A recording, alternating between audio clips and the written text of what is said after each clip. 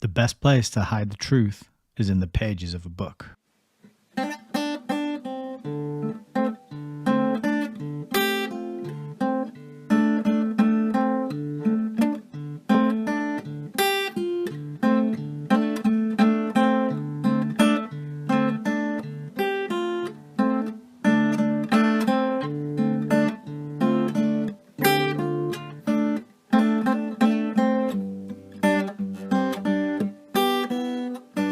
Maybe we should just read.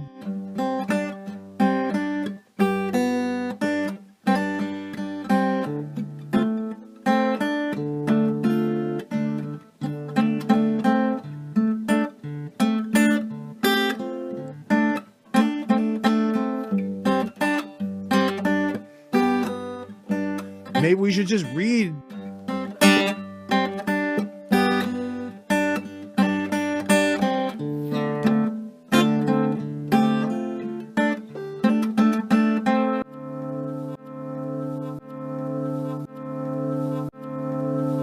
Welcome to Hayes Reviews. Yes, hello. My name is Nick, creator of Hayes Reviews, and we are back for another live reading, live streaming, continuing with the Milner-Fabian Conspiracy by Ioan Ratiu, 2012 publication that we have been working our way through slowly but surely. This is part 7, and I was looking earlier, we're about just over a quarter of the way through the book. So this could end up being the longest series that we've done on the channel so far.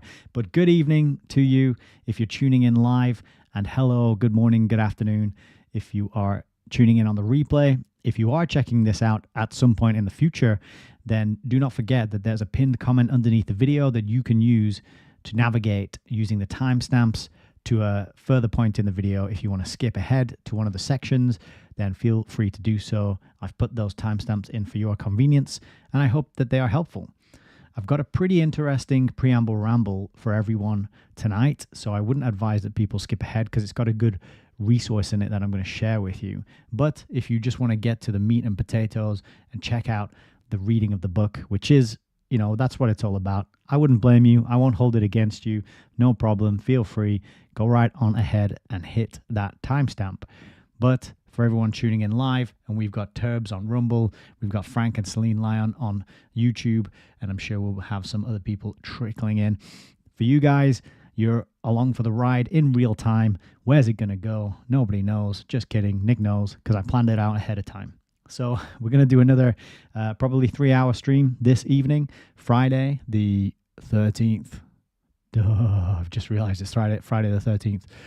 Goodness me. Scary stuff. Hopefully nothing will go wrong. Everything seems to be working on my end. Hopefully the sound is good. The video's coming through. No complaints yet. So we'll see. I'll be sure to keep an ear out for any creaks in the house. I'm here home alone at the moment, and I don't want anybody with a big machete and some sort of ski mask to creep in and cause havoc. So fingers crossed for me that doesn't happen. That would be a real bummer and a very less than ideal way to spend my 200th video on the channel. Yes, that's right. I almost said 200th live stream. It's not my 200th live stream, but this video, once it's done and uploaded, is going to be the 200th video on the Hayes Reviews YouTube channel, which is quite a milestone. I think we've been going for about a year now. I started roughly a year ago, and what a journey it has been. We are on our 10th book, full book that we've read through.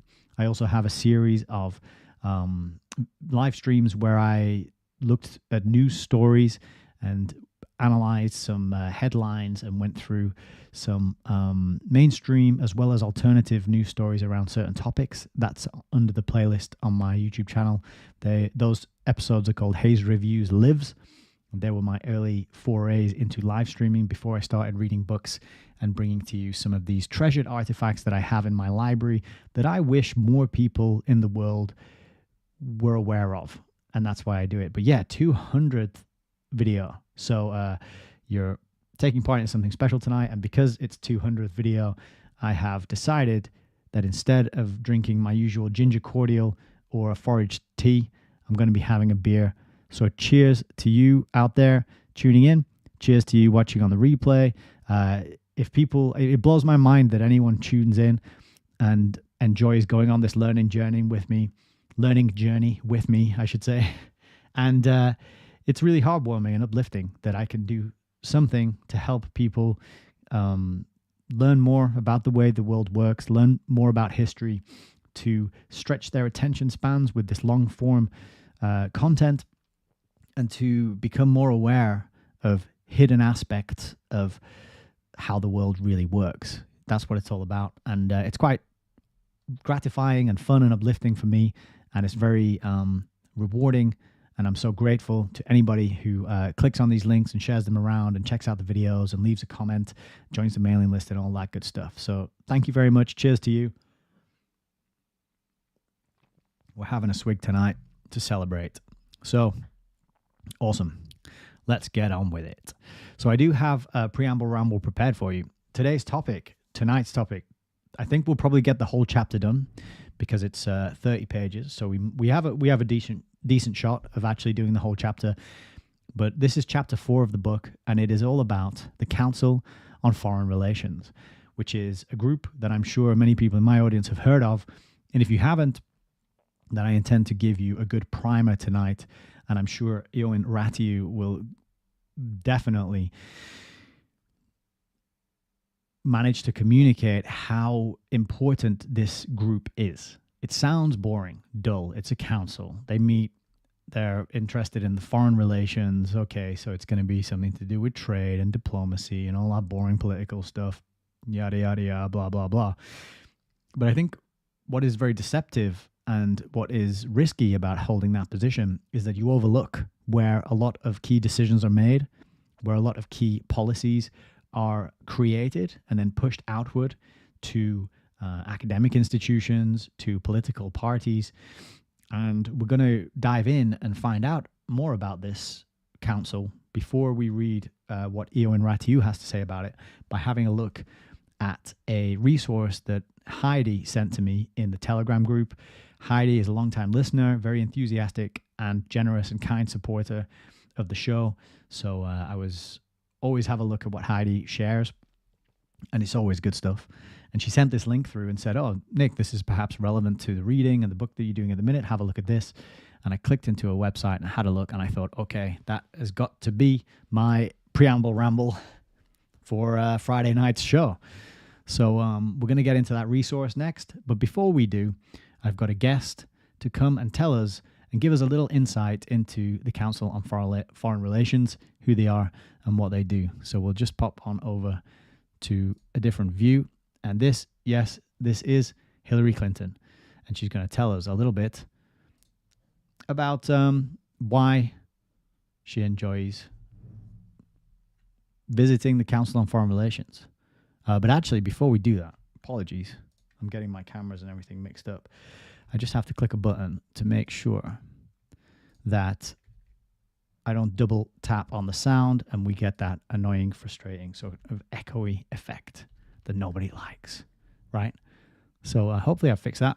Let me know if there's an echo. Hopefully there won't be one.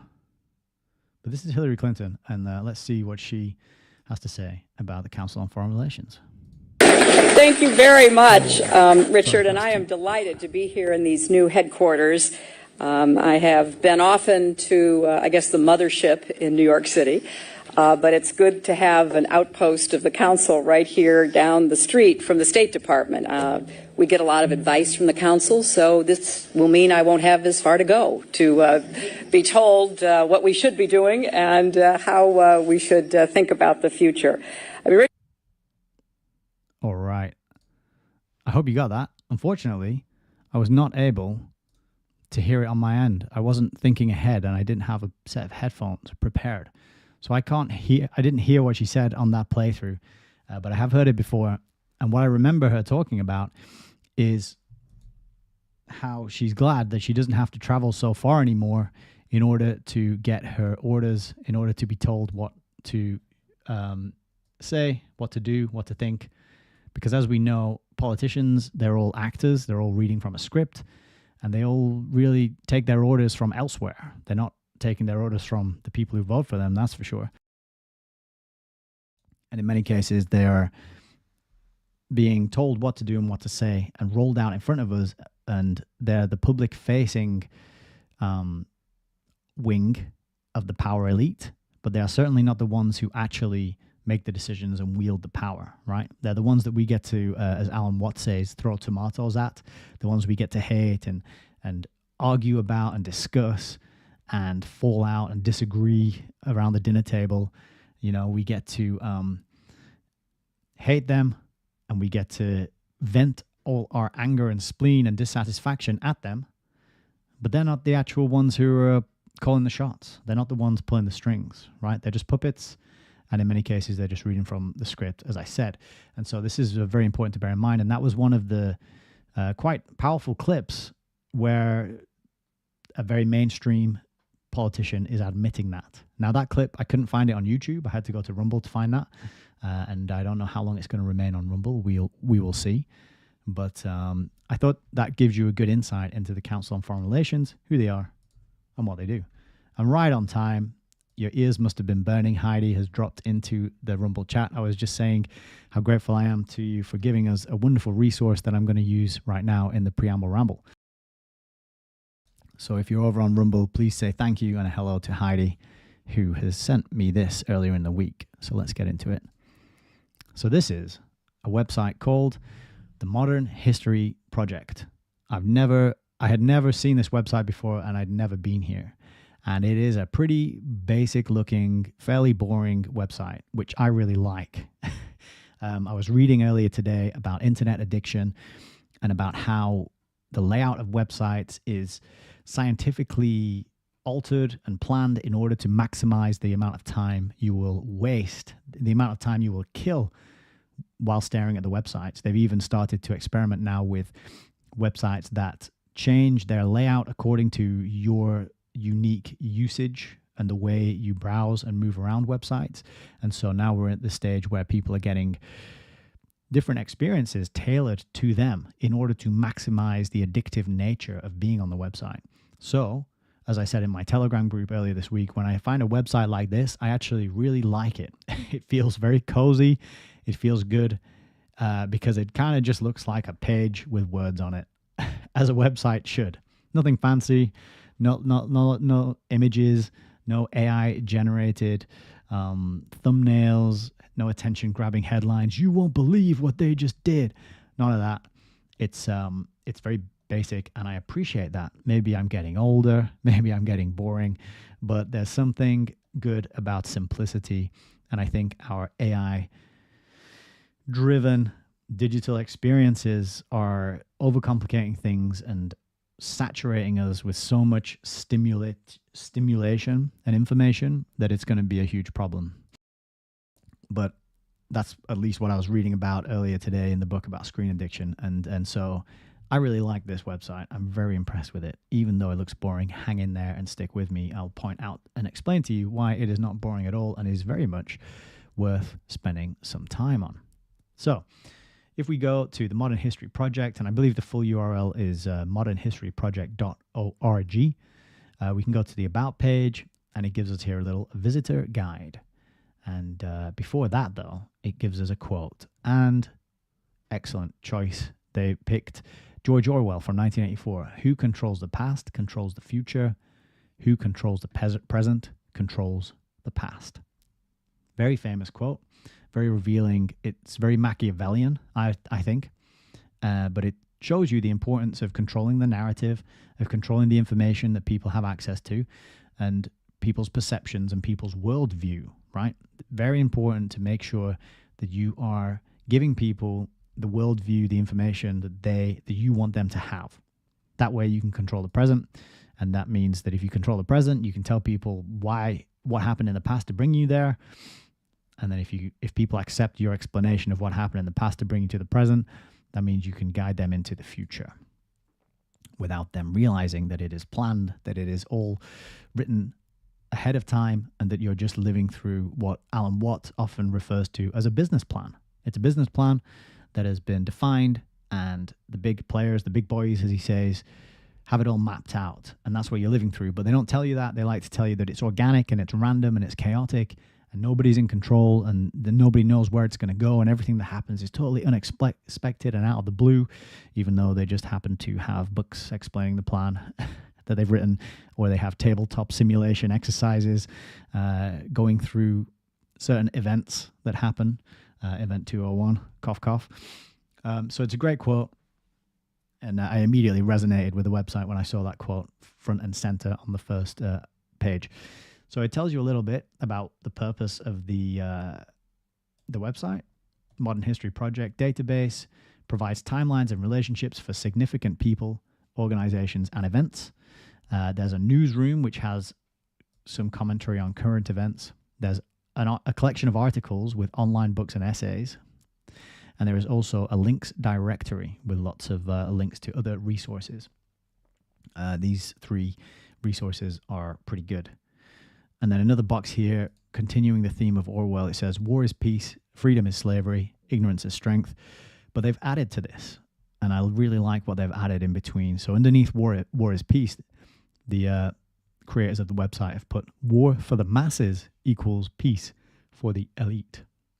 And then they've written freedom is slavery, and underneath that it says slavery for the masses is freedom for the elite. And then underneath ignorance is strength, it says ignorance for the masses is strength for the elite. I really like that breakdown and that interpretation of the quote, and that the way that they've explained the true meaning of it there. So it's not just about doublethink, getting you to believe in contradictory ideas at the same time. It's sort of telling you that war is peace for us, peace for us. War for you is peace for us, right? Slavery for you is freedom for us, because we're the slave masters and we own everything. And ignorance for you is strength for us, because, of course, maintaining that knowledge differential, knowledge is power, and therefore you have power over people. And this goes back to the beginning of probably humanity, where the priest class would know the ins and outs of the celestial movements of the celestial bodies. They would be able to predict eclipses, and they would tell people, an eclipse is going to come, the sun's going to disappear unless you give us all your women and gold, right? And when you know the way things work and what's going to happen, because you planned it or because you already did the observations and you've gathered that knowledge, keeping it to yourself gives you power over other people who do not have that information. And that's what it's all about. And we're trying to address that knowledge differential in these broadcasts and on this channel by reading the books that we're reading, right? That's kind of the mission statements here. So I felt that my mission is very aligned with the mission of the people on this website. And as they say underneath, to end the war, we must end the slavery. To end the slavery, we must end the ignorance. And to end the ignorance, we must read a lot of books. I added that last bit, but I think that's where they were probably going with it. So in the introduction, there's a few bits that I think capture the situation we're in pretty well. It says, most individuals are swept along by the flow of history without a clear picture of the key personalities, organizations, events, and belief systems which shape the modern world. And the Modern History Project seeks to increase the general level of historic knowledge by presenting such information in a condensed and easy-to-use format. And it says as well that they're building an index to the best available information so that students can save time by stopping here first. So it's a research tool, and I think it's a very good one. It certainly came along at the perfect moment when we were about to start this chapter. The kind of synchronicity that you can't plan for, that I always interpret as telling me that I'm on the right path and I'm kind of heading in the right direction. So I always like these little synchronicities that pop up. So as I mentioned, there's a newsroom, there's an article collection, and there's a database. And we're going to have a little look at these now. There's also a message board, so you can log in and talk to other people. I haven't made an account. I haven't logged in and talked to people who hang out on this website yet, because I only started looking at it maybe a day ago. Was it yesterday? Maybe today even. No, it was yesterday. So the bit we're going to go to, the next tab is if you go to the articles tab at the top, you get a load of books, which is already a win, isn't it? Because it's books. And now they're digital books, so they're not quite as good as the paper ones and the physical ones, but it's better than nothing. And if you don't have the funds, if you don't have the space, the appetite, the energy to collect a load of books and put them in your house and read them, then you can still get a decent bit of learning done by coming here. And this is a really good collection of books. You'll see at the top there's a online book about the Fabian Society, which gives a history of the Fabian socialists, their policies, and their elite supporters. And then we've got, as well as that, Webster Tarpley book about George Bush, the unauthorized biography. There's also Anthony C. Sutton's work, America's Secret Establishment, as well as his Wall Street trilogy, which are here that I've highlighted. And there's also Eustace Mullins, The Secrets of the Federal Reserve, and Non-De Correlate Conspiracy by Gary Allen. So a whole bunch of stuff. And you can just click through to one of these and it'll show you the book itself, right? I'll give you an example. The Fabian Society, A Brief History of the Fabian Socialist. This is from 2013. It's from a website that is no longer active. You can still get it on the archive.org website, but it's freebritainnow.org. It's actually a defunct website, unfortunately, because it had a lot of good information on it, kind of similar to this one. But this online book about the Fabian Society is I haven't read the whole thing. I did glance over it, but if you go to the list of sources here, it is pretty well referenced, and it has a lot of the kind of books that we're reading on the channel and that we're interested in on the channel. So, for example, if we go down to this recommended reading section, top of the list is Ioan Ratiu. Oh, goodness me, sorry. Didn't mean to do that. The Milner-Fabian Conspiracy. Second on the list is Carol Quigley, Anglo-American Establishment. Third on the list is Rose Martin, Fabian Freeway. So whoever made this website is much further down the path than I am. But it's nice to see those three books in one place, and kind of suggests that the information and the ethos and the intent behind the website is very aligned with what we're investigating on the channel. Other books that I noticed were the Bat Your Eurabia. I have a copy of that. Ioan Ratiu refers to this as well. There's also, what was the other one that stood out? Oh, yes, The Hidden History, Secret Origins of the First World War by McGregor and Doherty. And that's one that I want to read on the channel. In fact, I have permission to read it in full from the author, both this book and the second one. So I think they might be good ones to follow on after the Milner-Fabian Conspiracy, but we will see.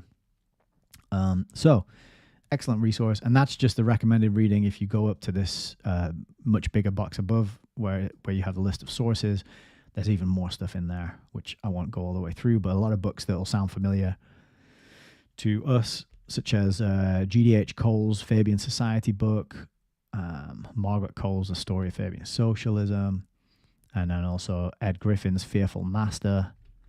See, so there are people out there doing the same kind of reading and research and learning as we are. We're not just crazy conspiracy theorists who are reading a lot of random books that don't mean anything because we're nerds. There is method to the madness. So I thought I was pretty impressed with that articles section. I haven't clicked into the others. I just had a look at that Fabian Society one, but if any of the others are as well presented as that, then I think it would be a good place to do some learning. Let's have a quick look. America's Secret Establishment. You got the preface, and then you got all the different sections here. I've never read that one, actually. Tells you the publishing company that put it out. Tells you the year of publication, 1986. So, good resource. Check it out. modernhistoryproject.org. Now, the main event, though, on this website that comes along at a very excellent time for us as we are about to embark on this next chapter is on this page here, which you can get to if you click database at the top. So when you read the about page, it sounds like there's going to be this wide-ranging, wide variety of key players and interesting people who are important to know about. And that is true.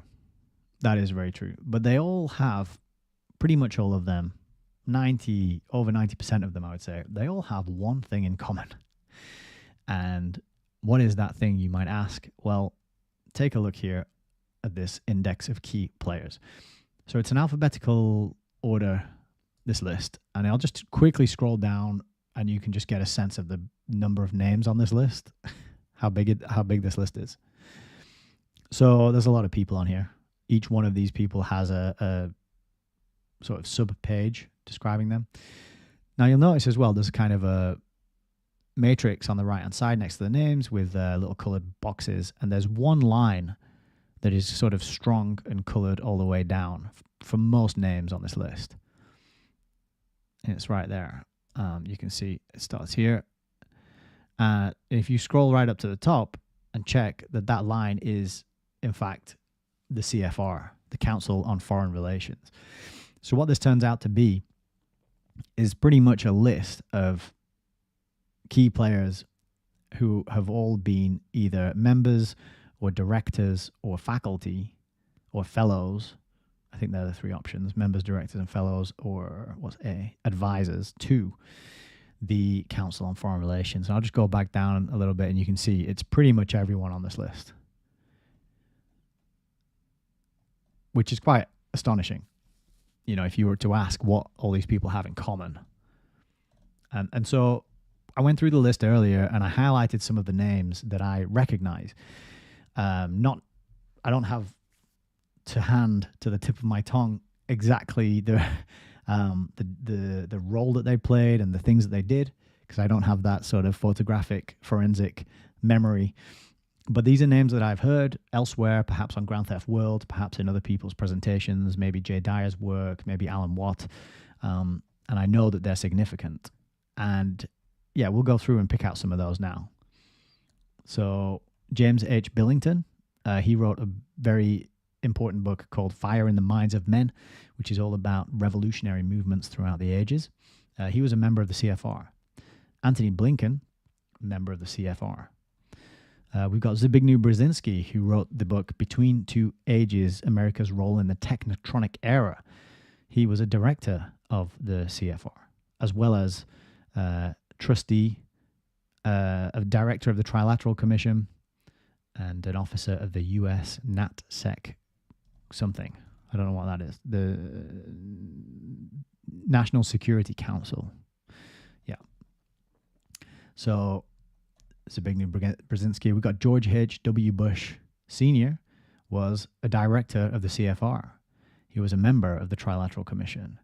He was an officer of the U.S. State Department. He was a student at Yale. Right? So what a resource. We got Dick Cheney, director of the CFR. Bill Clinton, member of the CFR. Evelyn de Rothschild actually was not in the CFR, but Lynn Forrester de Rothschild was a member of the CFR. We got Jeffrey Epstein, member of the CFR and member of the Trilateral Commission. We've got Richard Gardner, officer of the Aspen Institute, member of the CFR, member of the Trilateral Commission, officer of the U.S. State Department, and student at Harvard, Oxford, and Yale. So Richard Gardner, this one stood out to me, and we're going to come back to him in a minute. So maybe that name's familiar to you. If so, maybe you could rack your brains a little bit. I'm going to show you something interesting by him fairly soon. But we'll just pick out a few more names now. Boutros Ghali, he was a fellow at Yale University, not in the CFR though. Ruth Bader Ginsburg, member of the CFR. Alan Greenspan, director of the CFR. Sanjay Gupta, member of the CFR. Yuval Noah Harari was not in the CFR, but was an associate, or is an associate, for World Economic Forum. We got Samuel P. Huntington, member of the CFR. Henry Kissinger, director of the CFR and member of the Trilateral Commission, and many others you can see on that line there. Robert McNamara, member of the CFR. Rupert Murdoch, CFR member. We got Barack Obama, was not a member of the CFR, but was a member of the U.S. Senate, student at Harvard. So David Rockefeller, director of the CFR, director of the Bilderberg, director of the Trilateral Commission. So that is the trifecta, isn't it? David Rothkopf, who wrote the book Superclass, is a member of the CFR and a fellow of the Carnegie Endowment. That book, Superclass, is giving it's describing his thesis that 6,000 people run the world. It's pretty mainstream. It's accepted. Not controversial, not conspiracy theory. As you can see, this guy is an insider. He's a member of the CFR. George Soros, director of the CFR, member of the Trilateral Commission. Maurice Strong, not a member of the CFR, but he was a director of the World Economic Forum, and he was a trustee of the Rockefeller Foundation, and he was a trustee of the Aspen Institute. So, gives you an idea of the kind of names, the kind of characters on this list. And there's others that I recognize, but I couldn't remember where from. Frank Wisner, Paul Wolfowitz. So, quite an impressive and amazing resource. And just again, look at that fifth column in the matrix. How many of these people are members or directors or associates of the CFR? It's pretty much 90%, I would say. Maybe a little less, between 85 and 90%.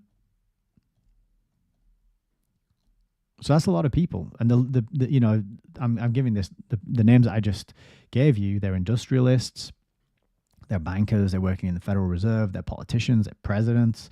They are very much in the circles of influence and power, right? Financiers, authors, diplomats.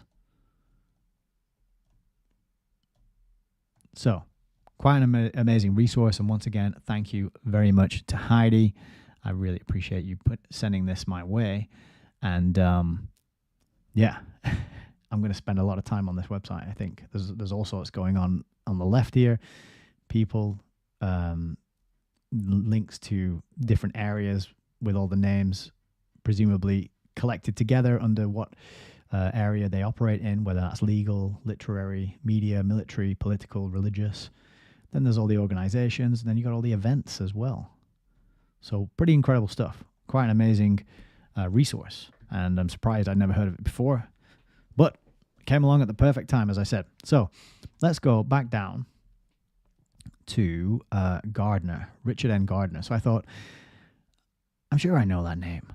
And if you look at the list, you know, his affiliations is pretty strong. He's been to all the main elite universities, and then he's in the CFR, and he's in the Trilateral Commission, right? So if you just click on his name, it opens up another page. So you can do this for any of the names on this list. You just click on the name, and boom, it opens up a page here, and it'll tell you sort of their life, born, death. So this guy was born in 1927. Lived till 2019. And it says he was an academic person, and there's links to different search engines to search his name, which is very handy.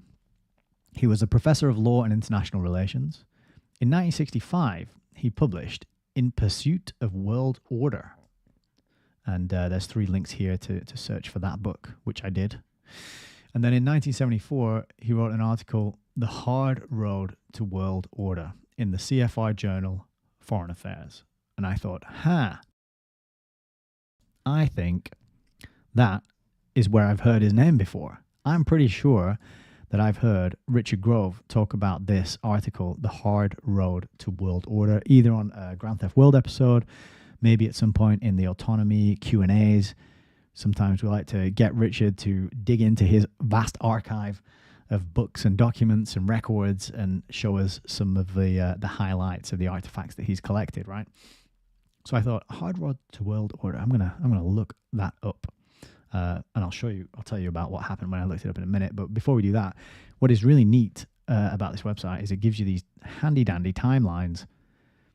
So on the very bottom line here, you've got the life of said person, and then it shows you here when they studied or became members of or worked at various institutions and in various places. So he was a student at Harvard, then he went to Yale, and then he was a Rhodes Scholar at Oxford University.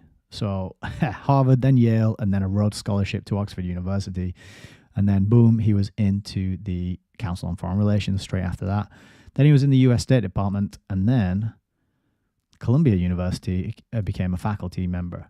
all this while, he's a member of the CFR all the way through, basically up to his death. Columbia University faculty, he joins the Trilateral Commission sometime in the 70s, and then the U.S. State Department, he becomes an officer at the end of the 70s. Then in the 80s, he becomes a officer of the Aspen Institute, and then he becomes an employee at Morgan Lewis. I suppose that's a banking thingamajig. In the 90s, he does Earth Summit 92. He's a delegate. He's an officer at the U.S. State Department, and he stays at Morgan Lewis till his death. He stays in Columbia University till his death, and in the CFR till his death. So, just amazing, isn't it? That you can see that all collected in one page. Underneath, we've got related entities. So it'll tell you about the different things I just read out. Earth Summit 1992, he was a special advisor to the UN. And then Morgan Lewis, Senior Counsel. Morgan Lewis, I'm not sure what that is. Aspen Institute, U.S. Trilateral Commission, Columbia University. So you can click on all these and learn more about them. But this, I think, is very clear to accept and admit and realize that this guy is pretty much establishment through and through, right? Look at his credentials. And so I went hunting for this article, The Hard Road to World Order, and I found it. It's online. It's really easy to find. You can read it for free. Not a problem. Not hard at all to find a copy of this. Type in Foreign Affairs, April 1974.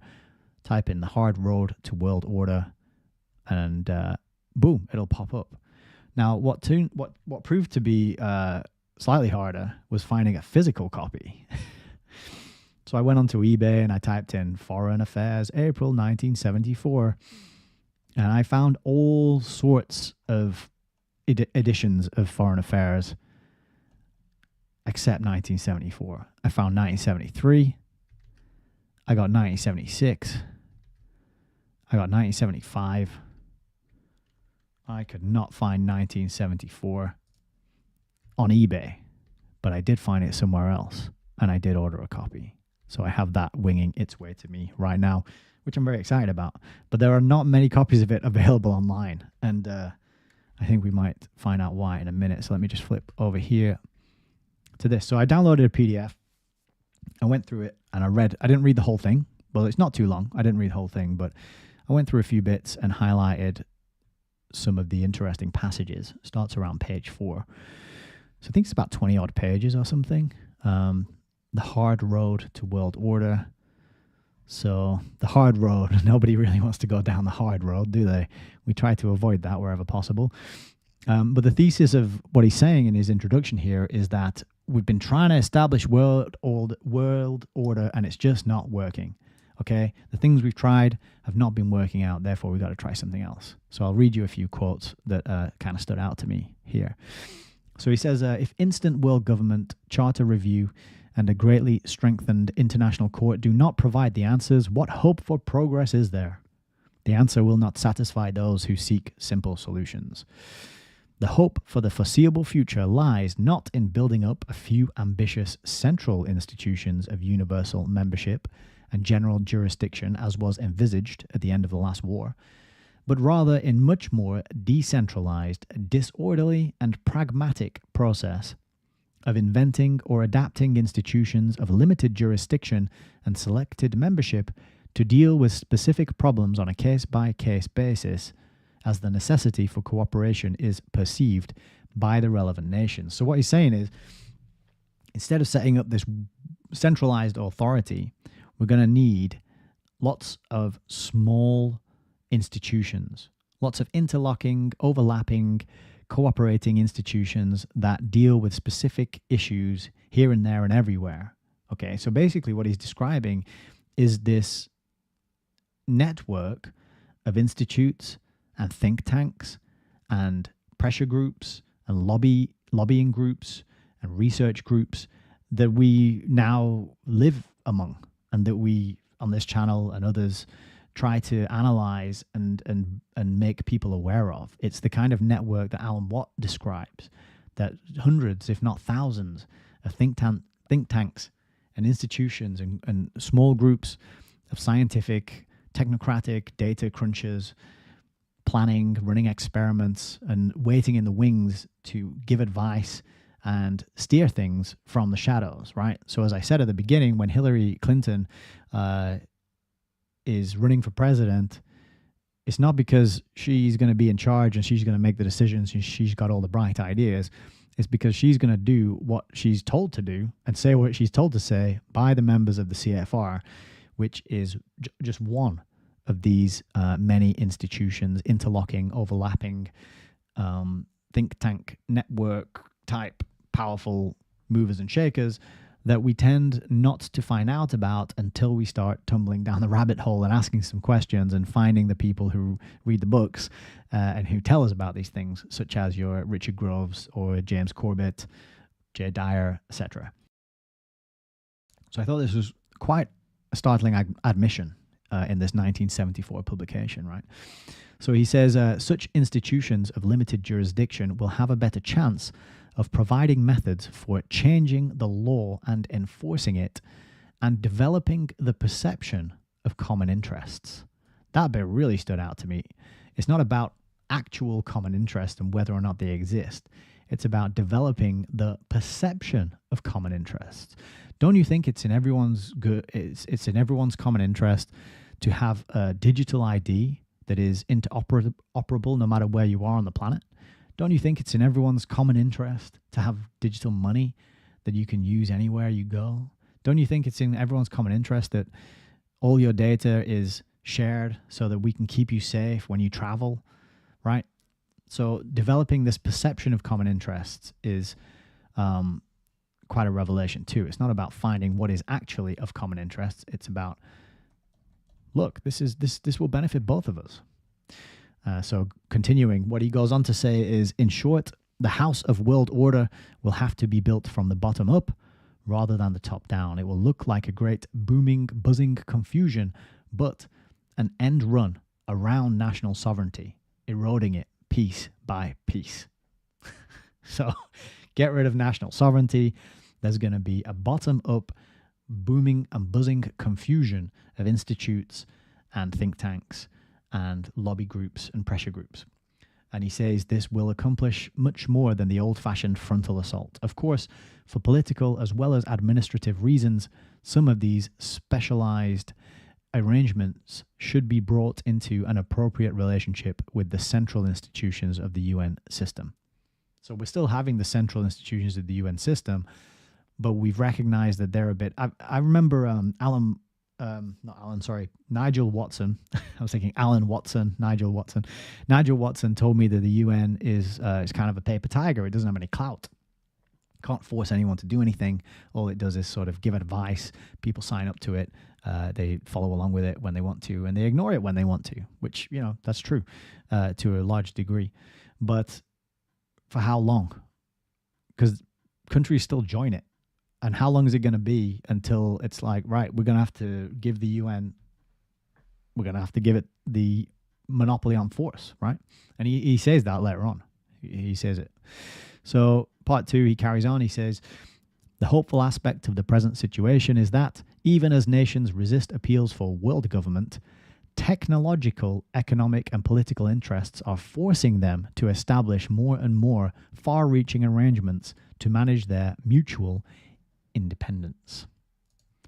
So this mutual interdependence is totally planned and has been manufactured on purpose. And I highlighted this word technological, where the technological developments are forcing us to have to move towards some sort of world government system. And it's a sort of unseen, unconscious just force that is just out there, and it's propelling us forward towards world government. Well, of course, the technology is designed and planned and released very deliberately for a very specific purpose. It's no accident that every single device you have now has a camera pointed at your face, whether you like it or not. You can't buy a device that doesn't have a camera pointed at you when you're looking at the screen. You know, there's no option there. It's not like, oh, here's the iPhone 15 with and without a camera pointed at your face every time you look at the screen. No, that's just built in now and it's standard. You didn't have a say in that, and there's no option. Well, there are options out there. But you get my point. It's like the technological drive that he's describing has been designed and done on purpose in order, I would argue, to push us towards this, what he's saying we're heading towards. And then he goes on to describe some of the tasks that are going to be important. One is about the non-communist nations embarking on a long-term negotiation for the reform of the the International Monetary System, aimed at developing a new system of reserves and settlements to replace the dollar standard. So that stood out to me because this was written in the 70s, right? And we are now living through the kind of decline of the dollar and its power and the American hegemony and its status as the world reserve currency. We're seeing the rise of BRICS and this whole sort of pendulum swing away from U.S. financial supremacy, potentially, predicted by this chap back in the 70s. He also said the accomplishment of these objectives would almost surely require a revitalization of the International Monetary Fund, which would have unprecedented powers. So that's good. We definitely want to give more unprecedented powers to the IMF, don't we? Number 2, we will be seeking new rules in general agreement on tariffs and trade. These will subject countries to an unprecedented degree of international surveillance over sacrosanct domestic policies. So there is that getting rid of national sovereignty, because you are now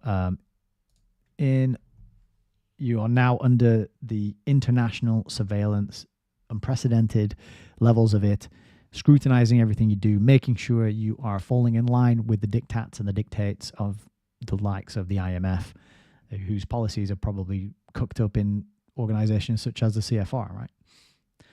He says, to make these new rules of the game meaningful, GATT arrangements for consultation, conciliation, and enforcement of its decisions will have to be greatly improved. So more enforcement. And GATT is something I don't know a lot about, but Alan Watt does talk about it quite often. The GATT treaty is to do with trade agreements, which end up debilitating the ability for home production of products and services, right? Because it's what leads to things like made in China being stamped on everything instead of making things in our own country, I think, but I'm not sure. I need to look into it and learn more about GATT. But I remembered Alan mentioning it.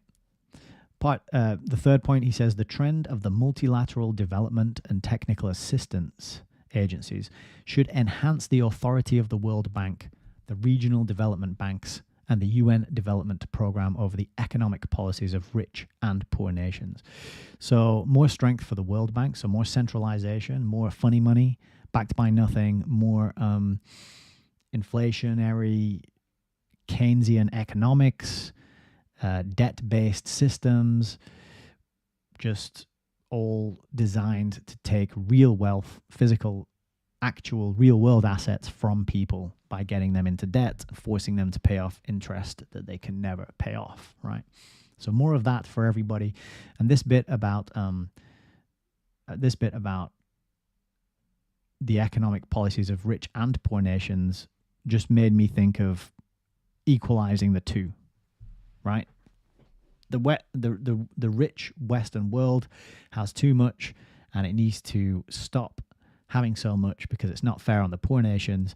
And in order to make it fair, we're going to strip you of lots of money and resources and send it to them. And so there's no money at home for the native population because we're funding all this stuff going on in other countries to even it out, because we have an obligation to do that, right?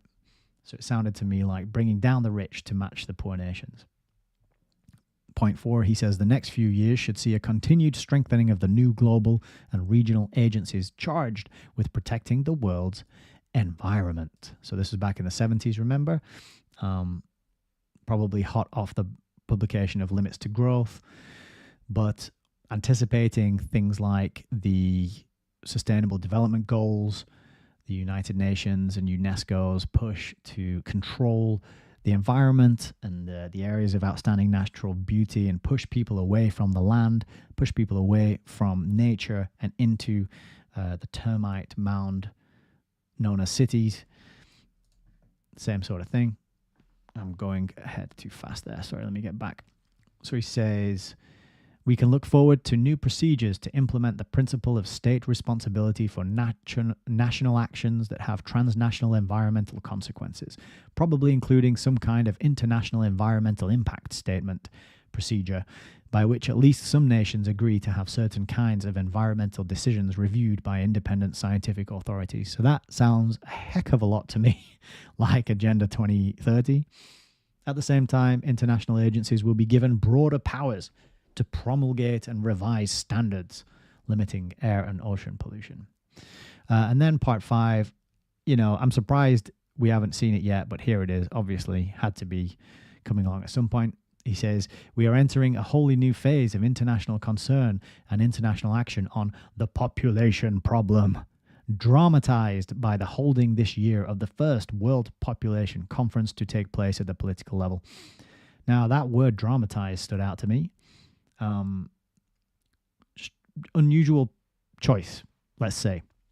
You dramatize something to make it more emotionally impactful. If you want to make something emotionally impactful, you're not using logic, reason, argumentation. You're not using your powers of persuasion based on your ability to marshal facts and evidence. No, you're trying to stir up people's emotions so that they'll get carried away and go along with something. So why are we dramatizing the population problem? Maybe because there isn't one. And in their view, the population problem is just that, there's actually a lot of people out there and they outnumber us.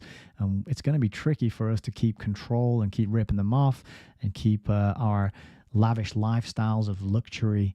And if they cotton on to what we're doing, it's going to be really hard to beat them back. So we're going to have to get rid of a few of them, I think. That's the population problem. Remember the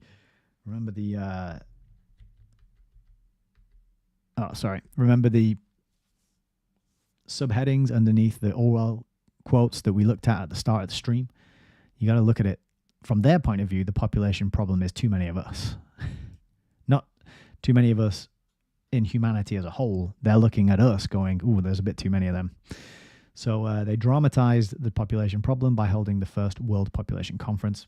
And he says, by the end of this decade, a majority of nations are likely to have explicit population policies designed to achieve zero population growth by a specific target date. These national policies and targets will be established and implemented in most cases with the help of international agencies. Under their auspices, several billions of dollars in national and international resources will be mobilized in fulfillment of a basic human rights objective already proclaimed by the United Nations, that every family in the world should be given the knowledge and means necessary to determine freely and responsibly the number and spacing of their children. What could go wrong with that, right? Sounds great. And then the final point, there's a list of 10. I'll skip over some of these others that I didn't quite feel were as revealing. But number 10 was, finally, despite the constitutional impasse over UN peacekeeping, there will in practice be increasing resort to UN forces to contain local conflicts. So what was I saying before about the UN doesn't have teeth yet? So you gotta, if you want to give the UN teeth, then we're going to need some local conflicts, aren't we, for it to get involved in? We're going to need some local conflicts to point at and say, UN needs to go in and sort that out. And the UN are like, well, we can't. We don't have teeth. And like, give the UN teeth so they can go in there and sort out that problem. Problem, reaction, solution. And then again, in this last bit here, he has a bash at nationalism. He says, does this list read like a decalogue, more convincing as a statement of what nations ought to do in the pursuit of their enlightened self-interest than as a prediction of what they actually will do? He says, let the reader who has this impression go back over the 10 items. Admittedly, there is not a one of these specialized negotiations that could not be wrecked and brought to nothing by the same forces of short-sighted nationalism that have crippled the central institutions of the United Nations. So it's all you nationalists out there taking pride in your culture and your national identity that are the problem, and they need to be gotten, and you need to be gotten rid of. Because he says, failure is simply not an acceptable alternative to decisive coalitions of nations. So this is failure is not an option. That's what he says. So that's about as far as I got in this article. But I did order a hard copy, and that is winging its way to me from America. Probably be here at some point next year. But I'm quite looking forward to having that. Okay, let me go back to the browser. But that's available to read online. You can grab yourself a PDF copy like I did and highlight it and check it out. I thought that was a pretty cool resource to have a look at. And I would not have been aware of it had I not been digging around in the Modern History Project and looking at Richard Gardner and finding the link here to his article and then looking for it, right? So this is the kind of, just to give you the example of why this resource is so good and I'm so excited to have it, because anytime a name comes up, we can go over to here, do a quick search, find out a little more about them, and find out if they've written any books. For example, this one, In Pursuit of World Order, that's a 1965 book. I found a copy of it for £5. Ordered that. That's on its way to me as well. So that's what I love, a resource that gives me excuses to buy old books that people overlook and aren't aware of. And so I'm very impressed indeed with the Modern History Project.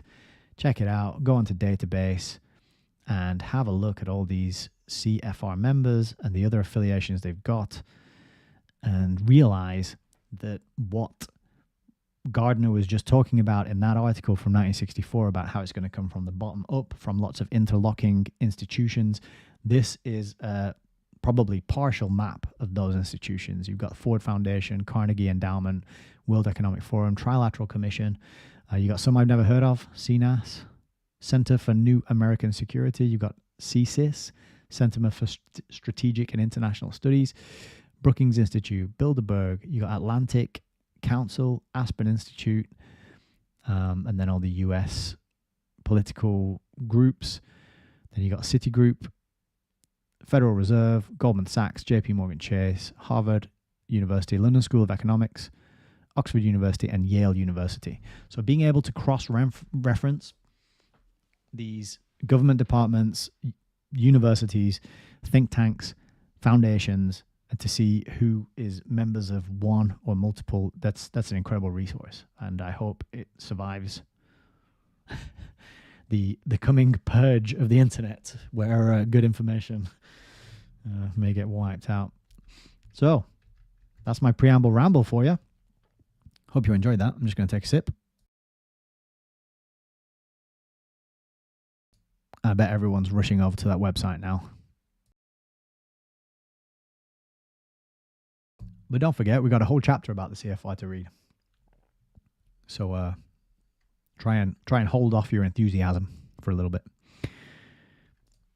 So at this point, I'd like to say, if you are enjoying the stream, or if you're not enjoying the stream, why you're still here, go and find something that you do enjoy to do, But if at any point you feel moved to support, it's very much appreciated, and you can find all my stuff at allmylinks.com/HazeReviews.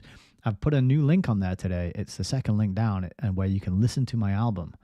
I've uploaded an album. Yes, I have an album. It's called Brave New World Order. And these are very rough recordings of songs, me singing with my shaky voice and playing my acoustic guitar, and doing a one-take performance recorded on my iPhone. So don't be expecting anything. If you're an audiophile and you're really into your high fidelity listening, then this is probably not for you. But if you don't mind rough around the edges, authentic music, then you can go there and check that out. It's like 12 or 13 songs on there. And I think some of them are pretty catchy, some wordplay in there. And I enjoyed writing them and singing them very much. And you might enjoy listening to them. So you never know, do you? Until you give it a go. And then the other thing that I added recently is the link at the top here for my school community, which I will mention, I suppose, a little bit. This is a community that I've created over on the school platform. It's called Devised. And this is a place for people who want to read more books, meet cool people, and investigate and understand the phenomenon of screen addiction that we are seeing everywhere, all around us, and probably in our own lives as well. Most people I know carry around a little black mirror in their pocket. And I think most people also would appreciate a deeper understanding of why those damn things are so addictive and how it's affecting people, because it's having a really, really profound effect on our relationships, on our ability to learn, or on our abilities to be successful, to find satisfaction, to pursue our purpose in life. It is wrecking all of that. So I put this community together so that we can hang out and get to know each other. Anyone who's interested in this kind of topic, there's going to be sessions which are on the calendar here. So when you sign up, and it's free to sign up, when you get in there, you've got a little calendar at the top. Click that. At the moment, the only thing in the calendar for this week and next week are these Haze Reviews broadcasts. But starting from the 1st of January, we're going to have Screenaholics Anonymous meetings. And then we're also going to have book club meetings. The purpose of these, in the first instance, the Screenaholics Anonymous is just an hour to hang out and talk. These are not recorded. It's just a get-together, free for all, loosely focused on discussing screen addiction, but it doesn't have to be that. I'm just going to wait to see if anyone shows up. Come and, hang out with me. Ask some questions. Tell me a story. I would love to hear it. And let's just spend some time together. So we've got an hour to do that. And then at 7 p.m. UK time, we're going to run our book club session. In this event, we are going to record it. I'm going to do a reading from the current book, maybe a chapter, see how far we get. And then we'll have a conversation about what we've read. The current book is going to be this one, which is 4 Arguments for the Elimination of Television, written in the 70s. I'll just go to the big cam so you can see that. That's by a guy called Jerry Mander. And I'm very interested to know what he has to say in this book about television and why he thinks we should get rid of it, because I agree wholeheartedly and I haven't even read the book yet. So we're going to start reading that and we're going to discuss it and see what we can learn. And then I've got a bunch of other books lined up as well once we've done that. But the whole purpose of the book club is to show up. We'll have a little reading session and then a little conversation and discussion session. And then we will record that and stick it in the archive for future posterity and for people to benefit from and learn from. And then there's also an area for leaving book reviews, which Tony has very kindly put a book review of Painted Black, which sounds like a really fascinating book that I've never heard of before. So that community is there. It's free. Once you get into the community, you can check out the links on the calendar to join the events. And there will be more things added to it as we go forward and I find out what people want and what people are interested in, right? So that's what the classroom area is for adding courses and for creating resources that can help people deal with this kind of insidious, horrible problem of screen addiction, because it is a real big deal. So the link for that is at the top of allmylinks.com/Haze Reviews. And you can also find the places where I stream, places where I do social media stuff. You can donate, you can support monthly, send a super chat, or you can send crypto if that's what you're into. Thank you very much. That is the end of me shilling. I don't like doing that. It's not that I'm asking for money, but some people want to give me money, and I gotta honor. I gotta give the audience what they want, right? Okay, cool. I think we're about ready to get on over to the book cam. I'm going to review the comments quickly. Quiet over on Odyssey. Just crickets over there. That's all good. Rumble, we got Heidi and Turbs. And Heidi says, I bought years of issues of Foreign Affairs. Boy, did they ever teach me how to think. One can read all the wrong things. Did you keep them? That might be a nice thing to have hold of.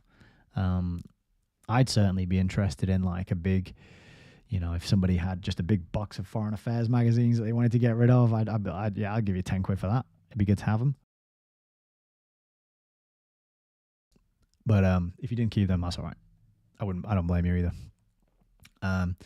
Heidi says, such polyvalent people. They're like the Swiss Army knives of bureaucracy. I like that. That's really good. They are, yeah. They just bounce around from, and they never have a real job.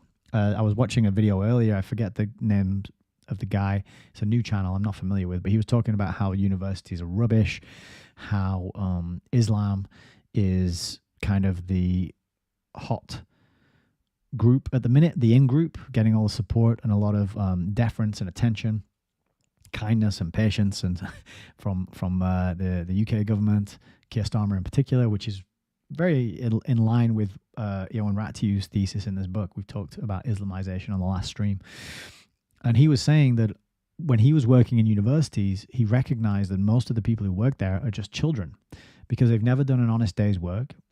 And they don't know what it's like to clock in and do 12 hours of graft and then go home exhausted and do the same 6-7 days in a row. He said they've just bounced around from office to office, from university to university, never really doing anything and bitching and moaning and whining and whinging about how the world should be run when they have no idea what they're talking about because they have no life experience of running things and, solving complex problems and dealing with big ideas and complex tasks.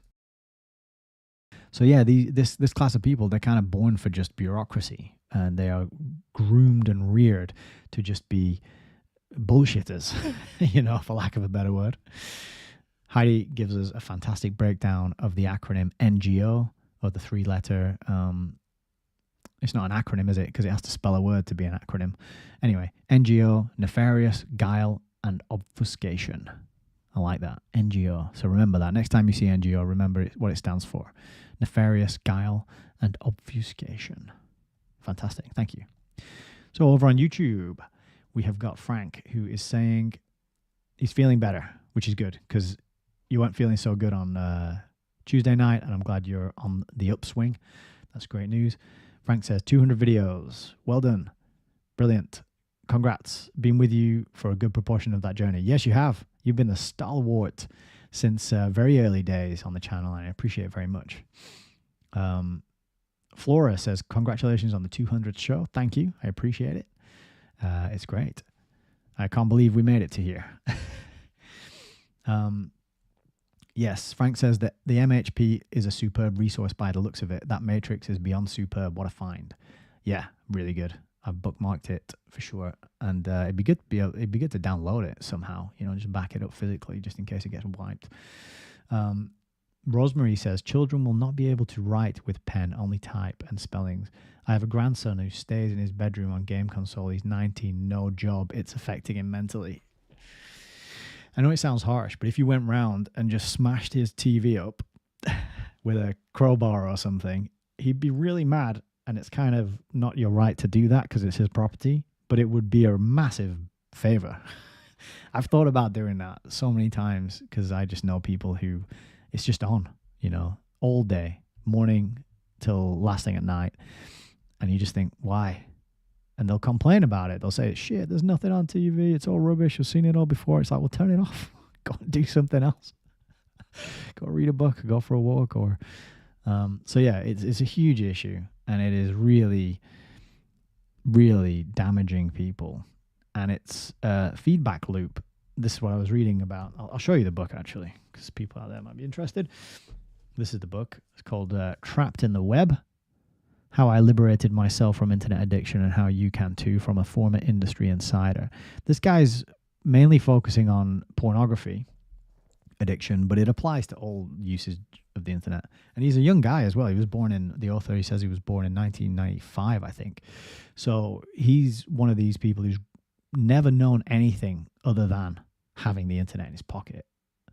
And so it's really young people who are affected. I was born just before the rollout of all that stuff. So I did have a semi-screen-free childhood, thankfully. But compared to what young people have today with their iPads and smartphones and laptops and consoles, it's an absolute travesty, and it's like one of those problems that it's gonna affect and land in the future. That's when it's really gonna be noticed and felt, I think. So the earlier we can try and pull people out from that abyss, the better.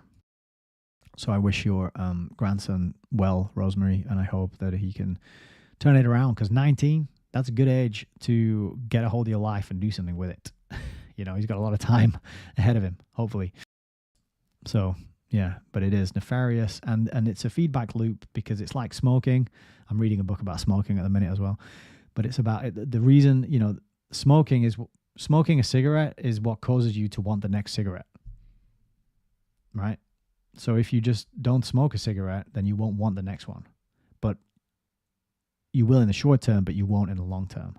And it's the same thing. It's like using the internet and scrolling all the time is what makes you want it and need it and miss it and keep reaching for that thing when you're understimulated or bored. So it's about breaking that habit and then sitting with that desire to want to pull your phone out and look at it and experiencing it and realizing that nothing bad happens just because you can't look at your phone, or nothing bad happens just because you can't smoke that cigarette.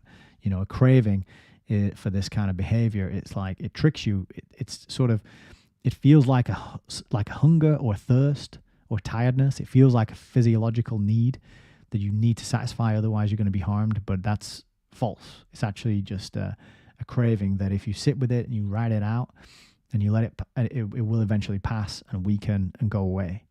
But it's having that space and that time, that focus, determination, and willpower to sit and write it out and watch it wither.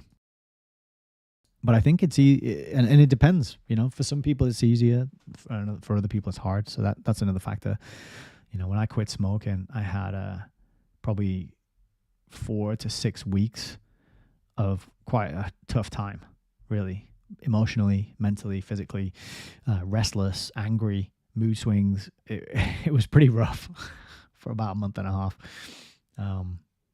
But once free of it, I never think about cigarettes now. I smell people smoking. I think, I can't believe I used to do that. It's gone. The time has allowed me to totally rid myself of any positive association with that activity. And now I'm like, no, thank you. That's gross. I don't want to do that. And anyone can get to that point with any addiction and any addictive behavior. So that's the optimistic kind of message. It's just setting things up, the environment, the mindset, the plan to get them there. That's the tricky bit, because good luck avoiding screens, right? Anyway, we are totally getting sidetracked. We're supposed to be talking about the CFR.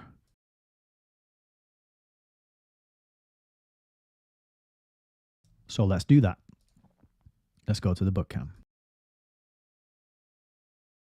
Just going to get comfortable and then we'll dive in.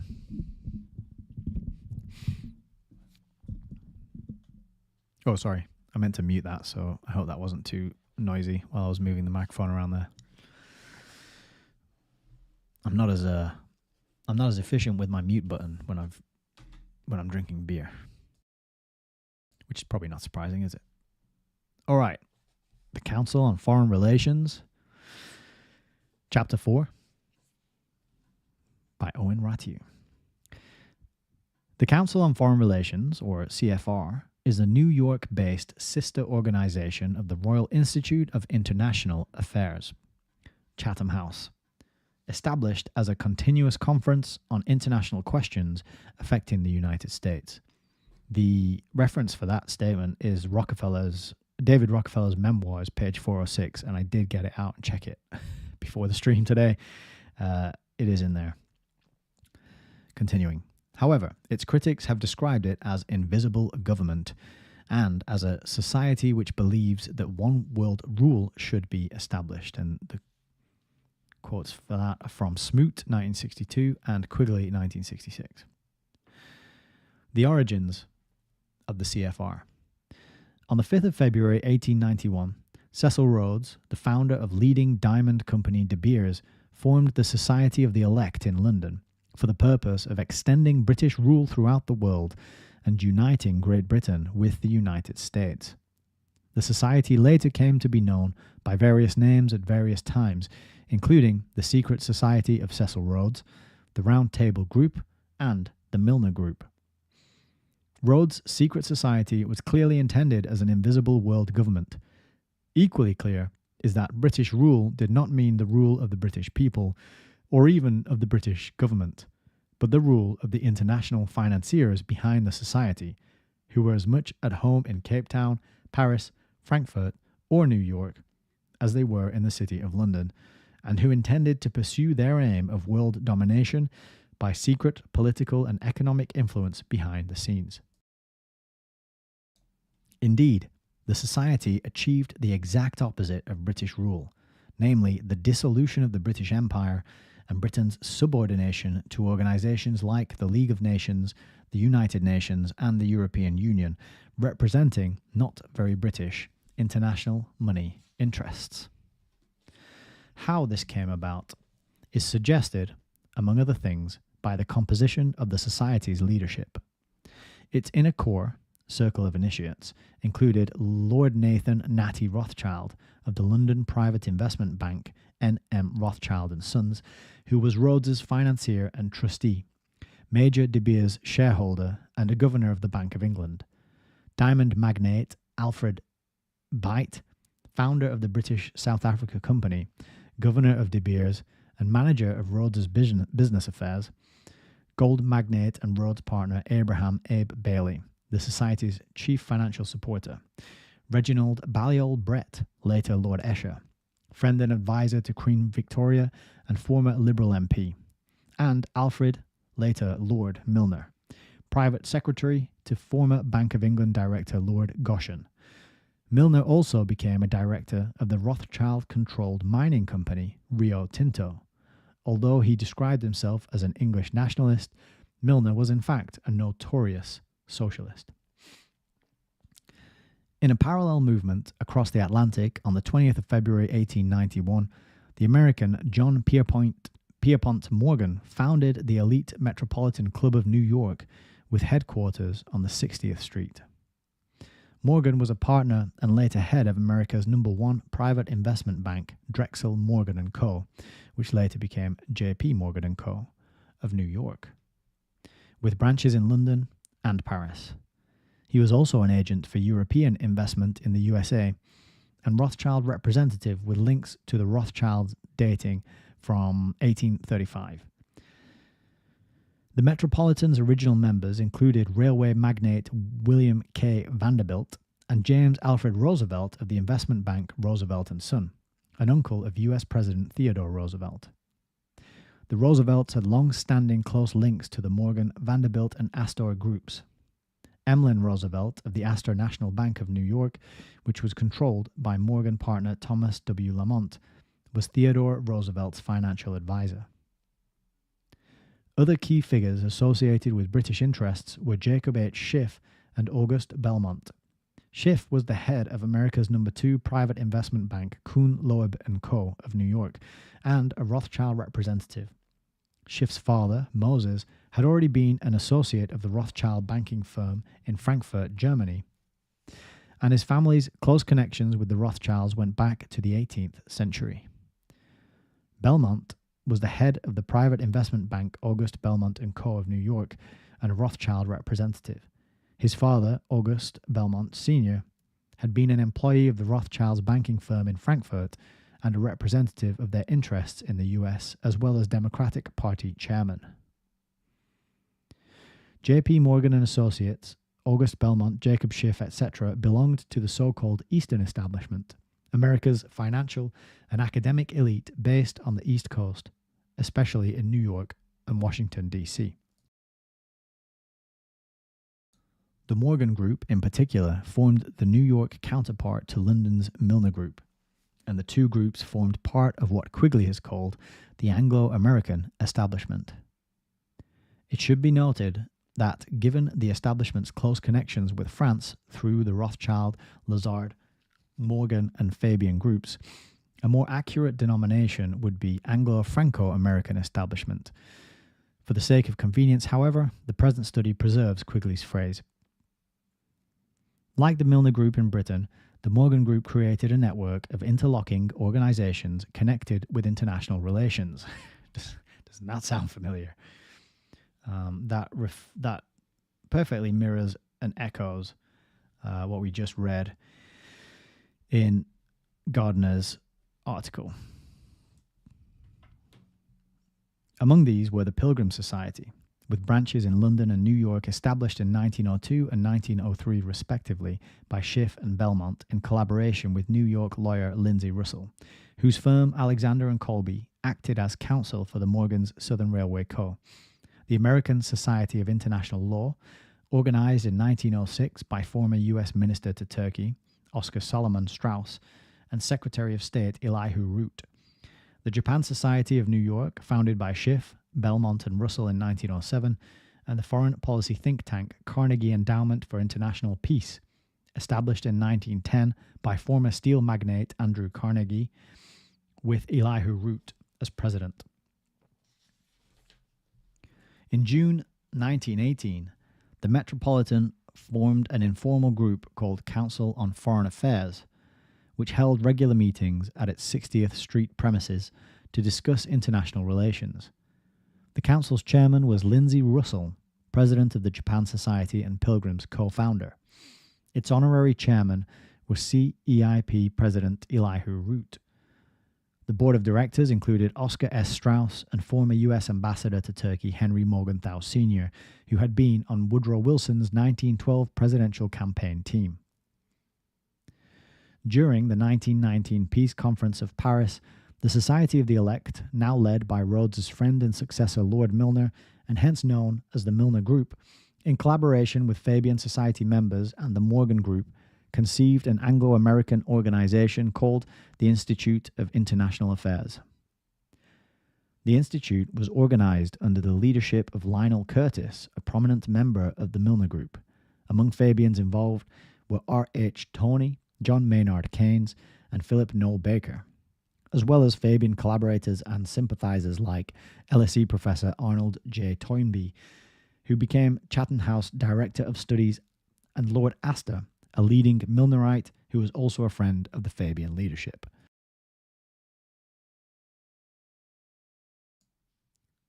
The American group included John Foster and Allen Dulles of Wall Street law firm Sullivan and Cromwell, who were nephews of President Wilson's Secretary of State Robert Lansing, Cristian Herter of the U.S. State Department, and General Tasker Bliss, U.S. Representative, Inter-Allied Supreme War Council. Among those providing funds to the Institute were J.P. Morgan & Co., the Carnegie Trust, and J.D. Rockefeller, as well as various institutions with Milner Group members on their board of directors, such as the U.S. car maker Ford Motor Company, the Bank of England, Lazard Brothers & Co. of London, and N.M. Rothschild & Sons. The British branch of the Institute was founded in London in 1920 and became the Royal Institute of International Affairs in 1926. It later became known as Chatham House after the building housing its headquarters. The American branch of the Institute initially failed to take off due to the U.S. Senate's opposition to the internationalist schemes of President Woodrow Wilson, the Institute's chief American supporter. But in July 1921, those associated with the Anglo-American Institute of International Affairs merged with the Morgan Group's Council on Foreign Relations. The new organization retained the name Council on Foreign Relations and held the first meeting of its directors on the 28th of September 1921. The CFR's current headquarters at Harold Pratt House, 58 East 68th Street, New York City, was acquired in 1929 with funds provided by the Rockefellers. As conceded by leading CFR member David Rockefeller, the CFR's proceedings were dominated by New York businessmen, bankers, and lawyers. A selected list of 1921 founding directors makes it clear whose interest they represented. So, the honorary president was Elihu Root, a Morgan lawyer and frontman. As already noted, Root was president of the Carnegie Endowment for International Peace and former honorary chairman of Morgan's Council on Foreign Affairs. The president was John W. Davis, another Morgan man. He was former ambassador to Britain and partner at the New York law firm Davis, Polk, and Wardwell, a Morgan representative, as well as a trustee of the Rockefeller Foundation. Vice president was Paul D. Cravath of the New York law firm Cravath, D. Gersdorf, Swain and Wood, a Kuhn Loeb representative. Secretary and treasurer was Edwin F. Gay, former Harvard professor of economic history and president of the New York Evening Post. Harvard was a Morgan-controlled university. JP himself had been a generous donor and received an honorary Master of Arts degree from Harvard. Harvard President Charles W. Eliot backed Morgan's candidate Wilson for presidency in 1912. J.P. Morgan partner Thomas W. Lamont was the chairman of the Harvard Endowment Fund Committee and member of the board of directors of Harvard's daily paper, The Crimson. John Huston Finley, former New York State Commissioner of Education and associate editor of the Morgan-controlled New York Times. The Milner Group also controlled the International Conciliation, the Herald Tribune, the Christian Science Monitor, and the Washington Post. In Britain, it controlled or had influence on the Times, the Round Table, the Economist, the Spectator, and other publications. Whitney H. Shepherdson was the CFR treasurer, a Milnerite and Rhodes Scholar, member of Wilson's team at the 1919 Paris Peace Conference, who later became head of the Office of Strategic Services, Secret Intelligence Branch. Frank L. Polk, partner of Davis, Polk and Wardwell, later director of Morgan-controlled Chase National Bank.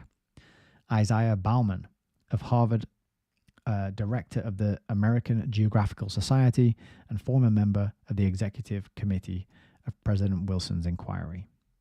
Wilson himself was a Morgan frontman.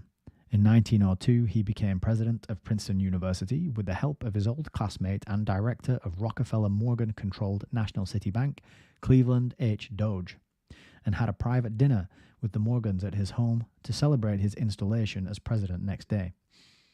Princeton was a Milner Group-controlled establishment which later got its own copy of Oxford's All Souls College, the Institute for Advanced Study.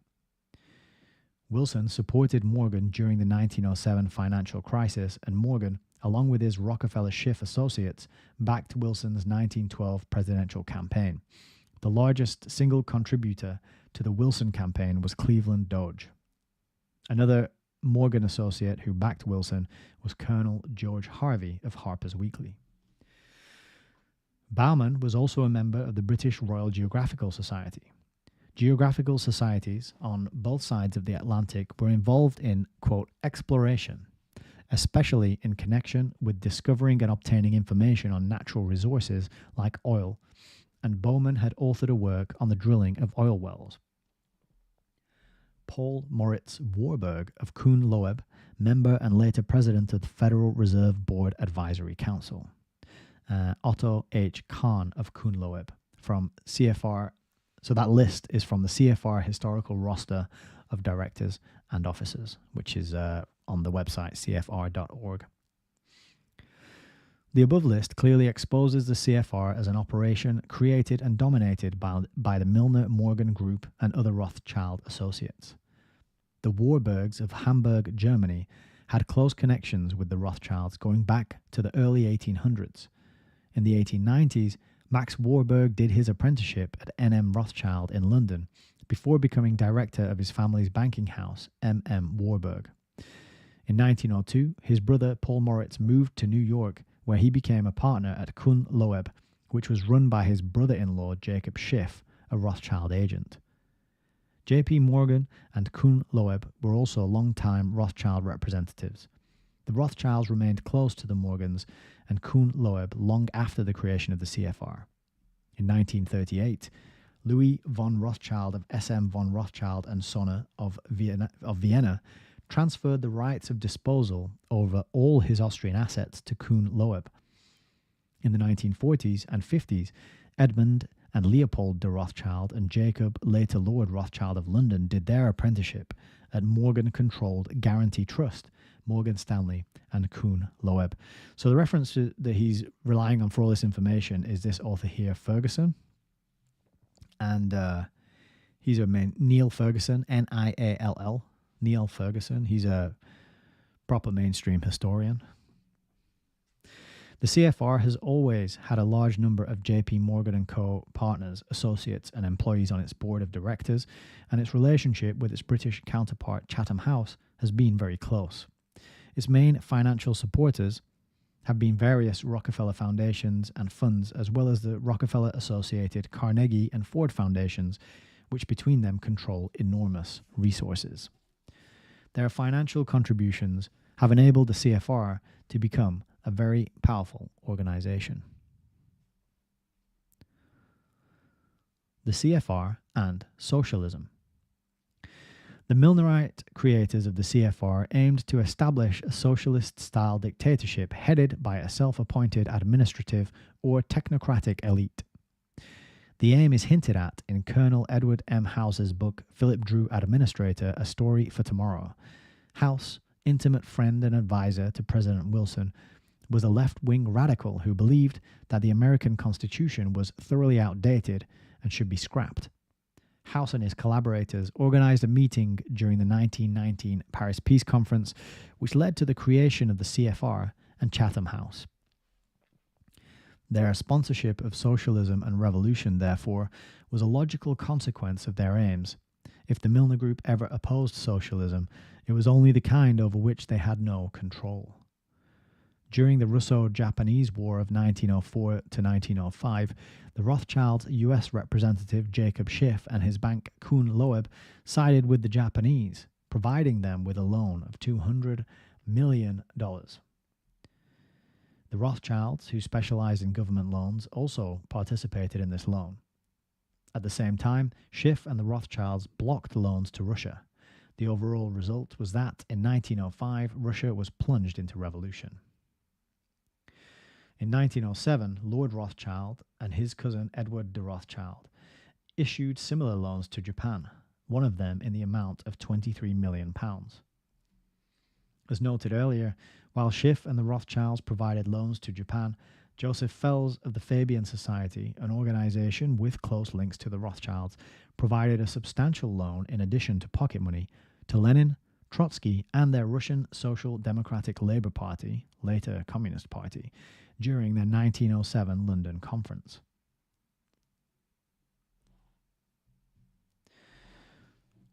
In February 1917, the Tsar was overthrown by the revolutionary government of Alexander Kerensky, a leading member of Russia's Socialist Revolutionary Party, and the way was paved for Lenin's communist gang to take over later that year. Historical evidence shows that Rothschild agent Schiff had something to do with this outcome. For years, he had financed a revolutionary propaganda campaign against Russia's legitimate Tsarist government through the New York Society of the Friends of Russian Freedom. Funded armed groups in Russia and supported Kerensky's revolutionary government with a substantial loan. In what amounts to admission, Schiff in March 1917 sent a message of deep regret for his inability to celebrate with the Society of the Friends of Russian Freedom. Quote, "The reward of what we had hoped and striven for these long years." The SFRF was celebrating the Russian Revolution at Carnegie Hall. Schiff's message was read out by George Kennan, cousin of historian George F. Kennan, who was a leading SFRF member with close links to Kerensky's Socialist Revolutionary Party. Earlier during the meeting, Kennan related how the Schiff-funded SFRF had spread, quote, "the gospel of the Russian revolutionists" among thousands of members of the Russian forces.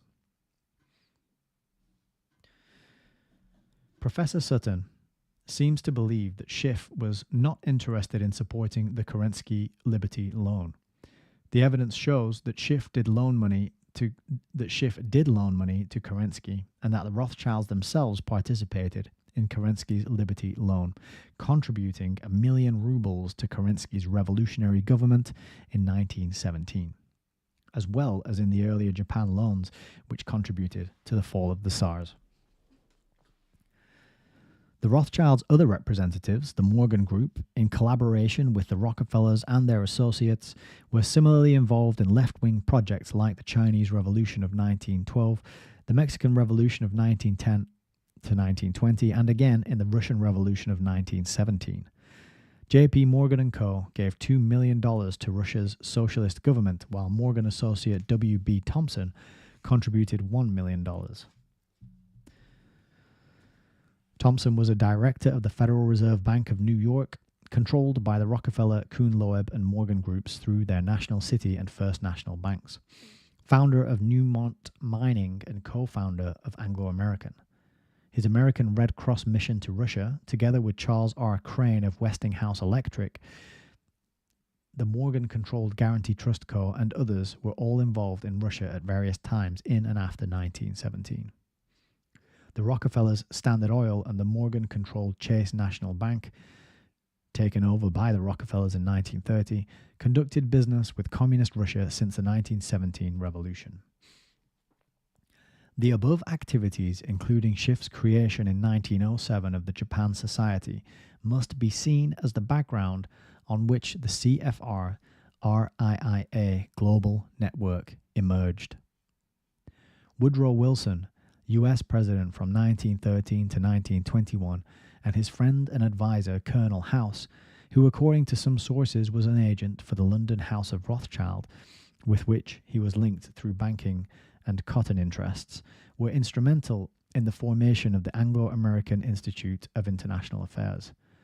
Wilson was a Democrat and political theorist who advocated centralized power and who believed that, in fundamental theory, socialism and democracy are almost, if not quite, one and the same. As pointed out by Rose Martin, Wilson's book, The New Freedom, sought to equate the Democratic Party with the social democracy of the British Fabians. Morgan Rockefeller Schiff backing for Wilson clearly exposes their left-wing political allegiance. The original Council on Foreign Affairs, later CFR, itself was formed just weeks after the creation by the same interests of the American League to Aid and Cooperate with Russia, which aimed to do business with Lenin's and Trotsky's communist regime.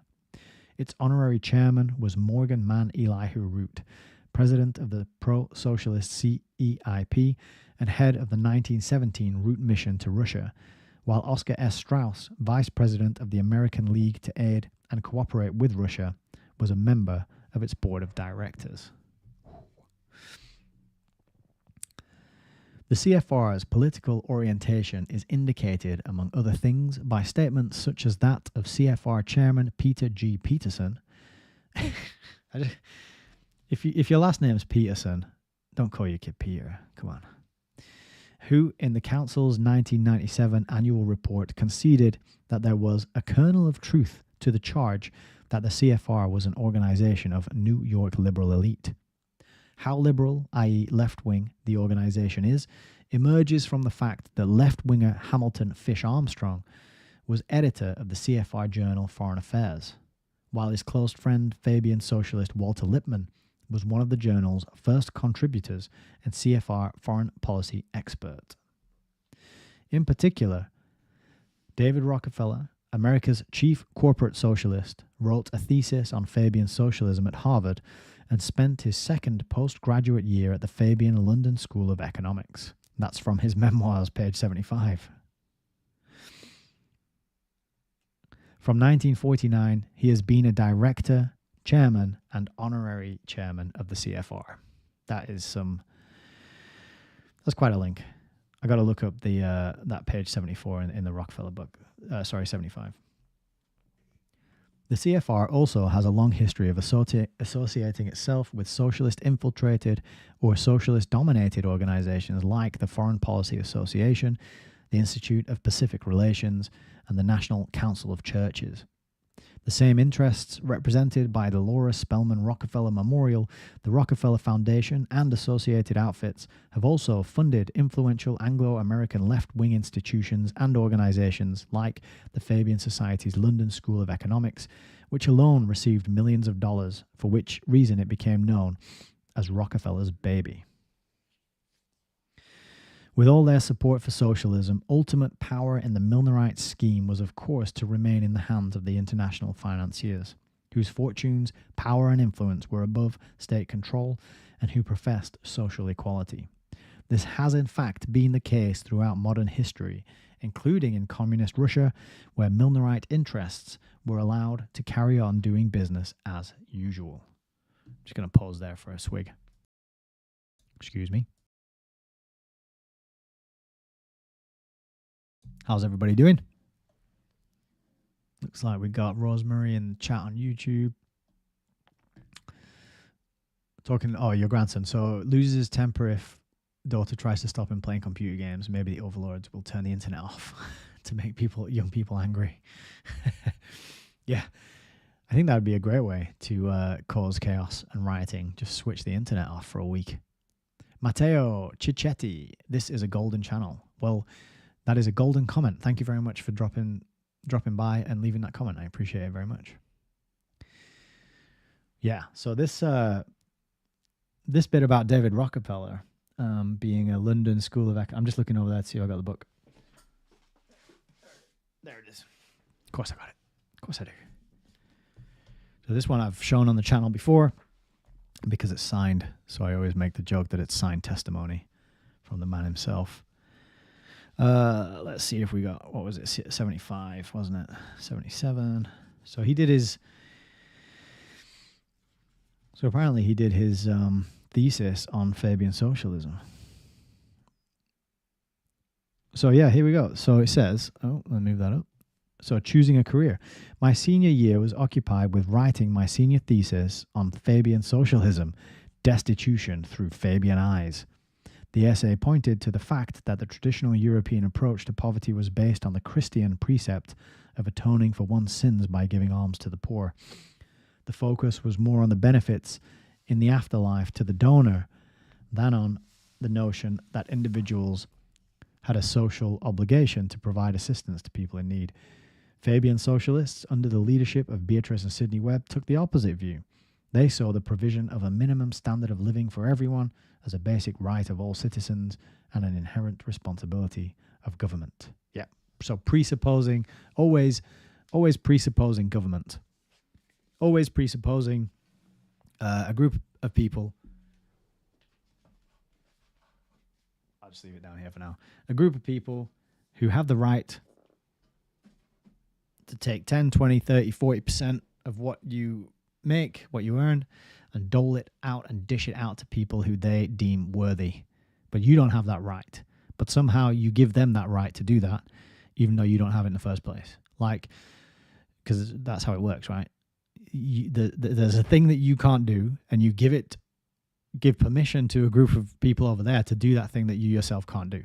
That's government. So, and also blaming the situation of poor people on Christianity is a bit of a twist, isn't it? But once again, it does seem like Ratiu is doing his homework, and he is. I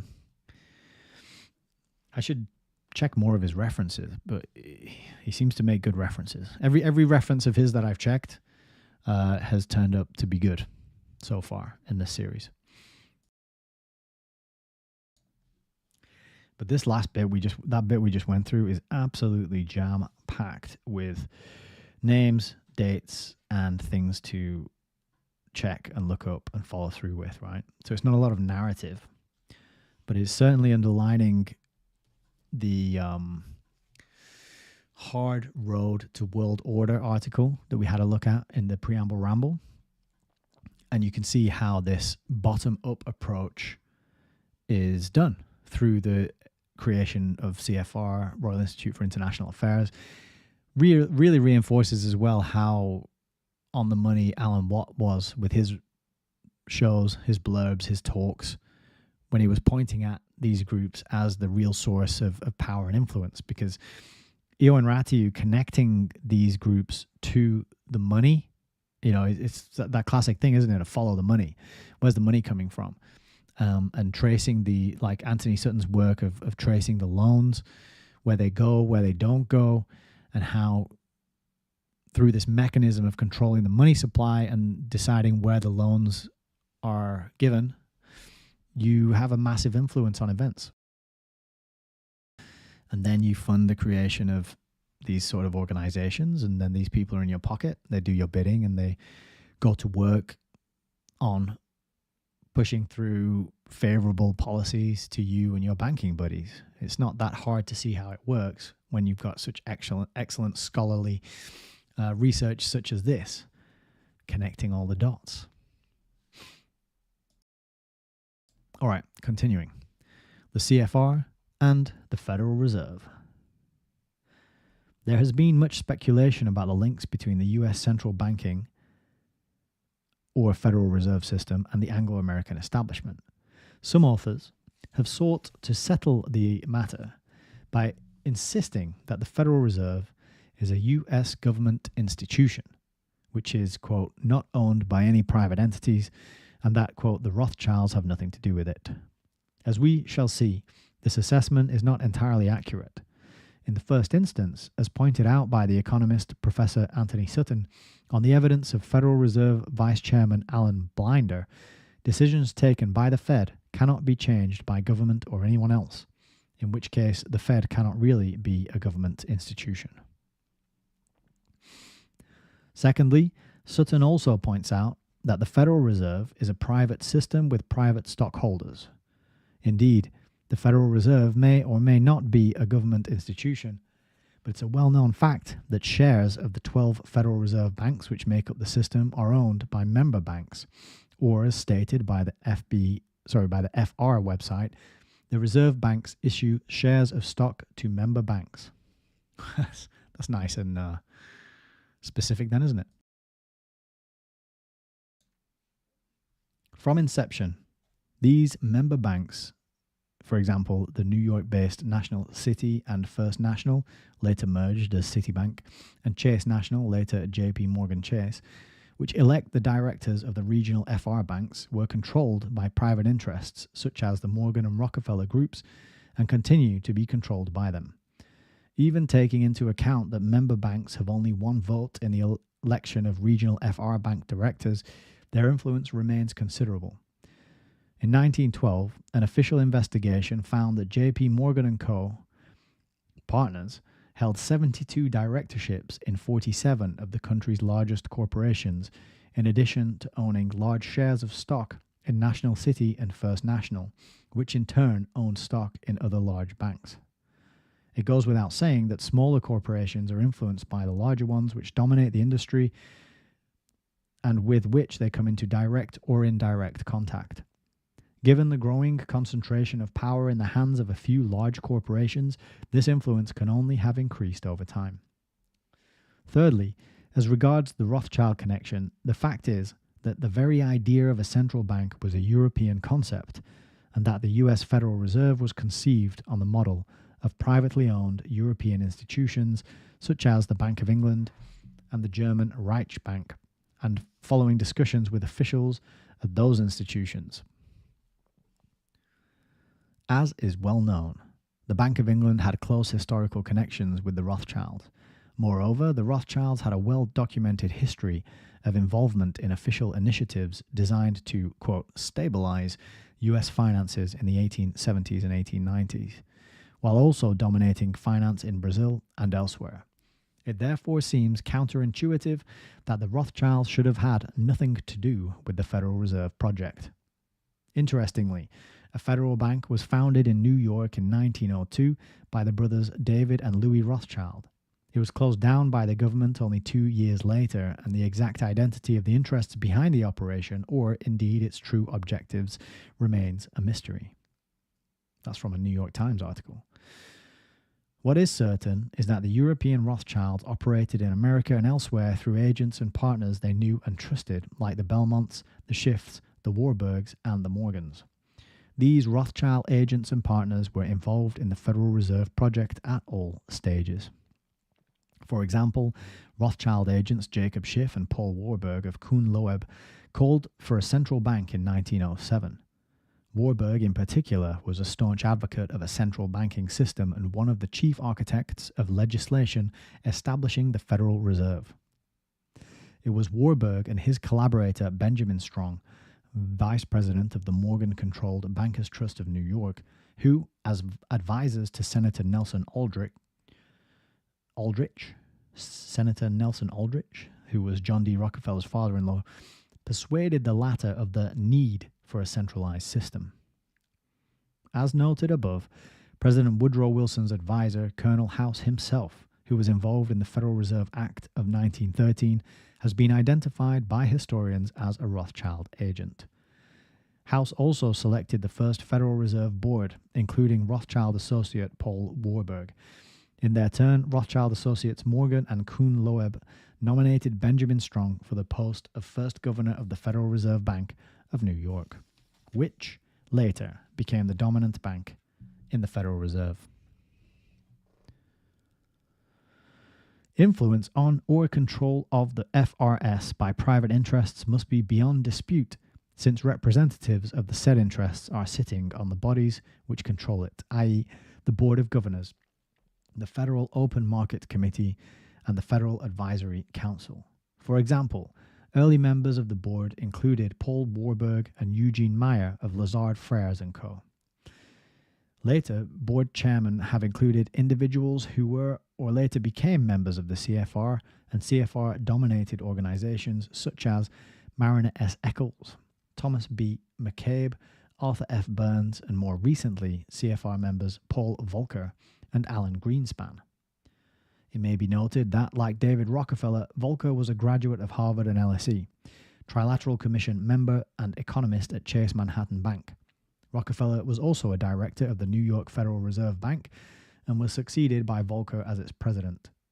Other New York Fed directors also had close links to Chase Manhattan. At any rate, the fact that the Federal Reserve Board is dominated by regional banks like the New York Fed, which are controlled by private interests, was acknowledged by various authorities from Board Chairman Eccles to the Congressional Committee on Banking. In addition, as members of the board are appointed by the US President, it is not difficult to see how elements of the Anglo-American establishment may infiltrate the system with the assistance of government executives with links to the same interests. For example, in the 1990s, the Clinton administration, which was bankrolled by CFR member and Rothschild associate George Soros, proposed CFR member Felix Rohatyn for the post of vice chairman of the Fed board. Rohatyn was a long-standing Lazard partner who later worked at Rothschild North America, the US subsidiary of M.N. Rothschild London, before returning to Lazard. That's from the Financial Times.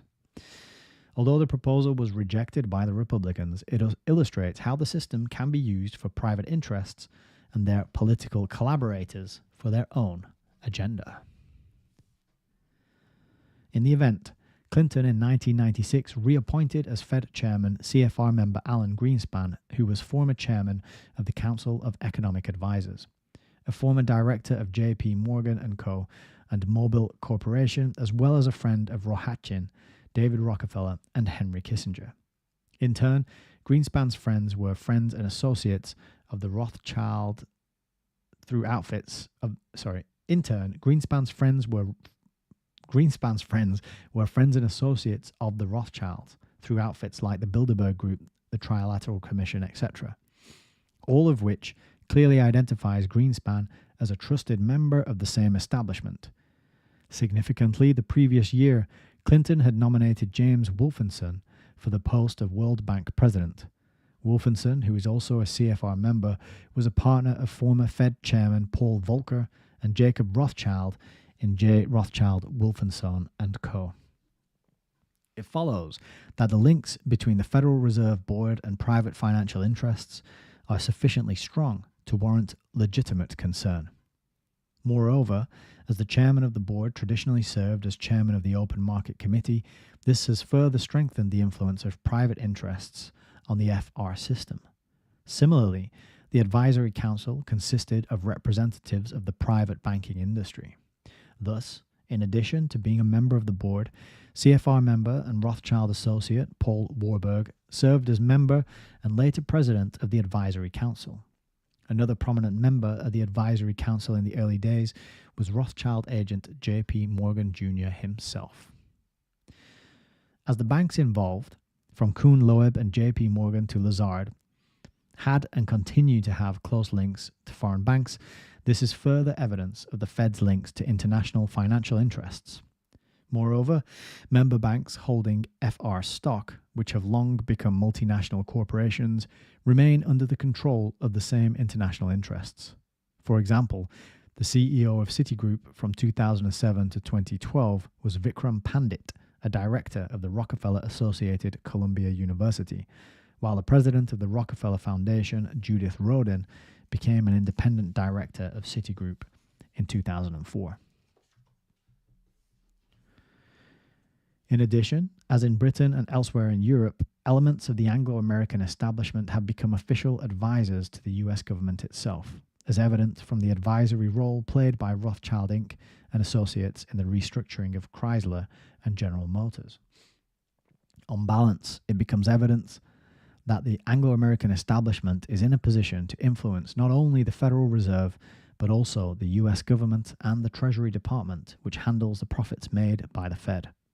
Moreover, although the Fed, in theory, is subject to congressional oversight, as pointed out by former FBI officer Dan Smoot, through interlocking organizations, the CFR is able to put pressure on Congress to support its policies. Indeed, the Anglo-American establishment's close international connections must have some bearing on the degree and direction of influence it exerts, given that this is their express intention. For example, N.M. Rothschild's European Advisory Council, which aims to promote the Rothschild message, has included influential figures like senior Lazard partner Michael Gottschalk, longtime Bank of England Governor Sir Ian Vallance, and Klaus Mangold of Daimler Chrysler AG. Finally, Fed policies are of particular interest as they enable us to verify the claim that the Fed's purpose, even duty, is to maintain the stability of the US financial system, maintain stable prices, and contain risks in the financial markets. As this claim is best tested in a crisis, we note that there have been various major crises such as the Wall Street crash of 1929, Black Monday of 1987, and the current financial crisis which began in 2007. The Fed was clearly unable or unwilling to prevent any of these. A more interesting question for the purposes of the present discussion, however, is whether the Fed and the money power behind it has played any role in the creation of these crises. Some believe that it has. A number of analysts have noted that under Alan Greenspan, the Fed cut interest rates, which resulted in cheap costs of borrowing, which resulted in an inflated housing market, which enabled speculators like Roland Arnold of Ameriquest and Argent Mortgage to play havoc in the subprime mortgage market, which triggered the banking and financial crisis. The chain of culpability then, as some have pointed out, runs from Capitol Hill with the policies devised at Washington's Federal Reserve Bank to Manhattan's Wall Street chief executives, while former Fed Chairman Alan Greenspan is sitting at the top of the blame tree.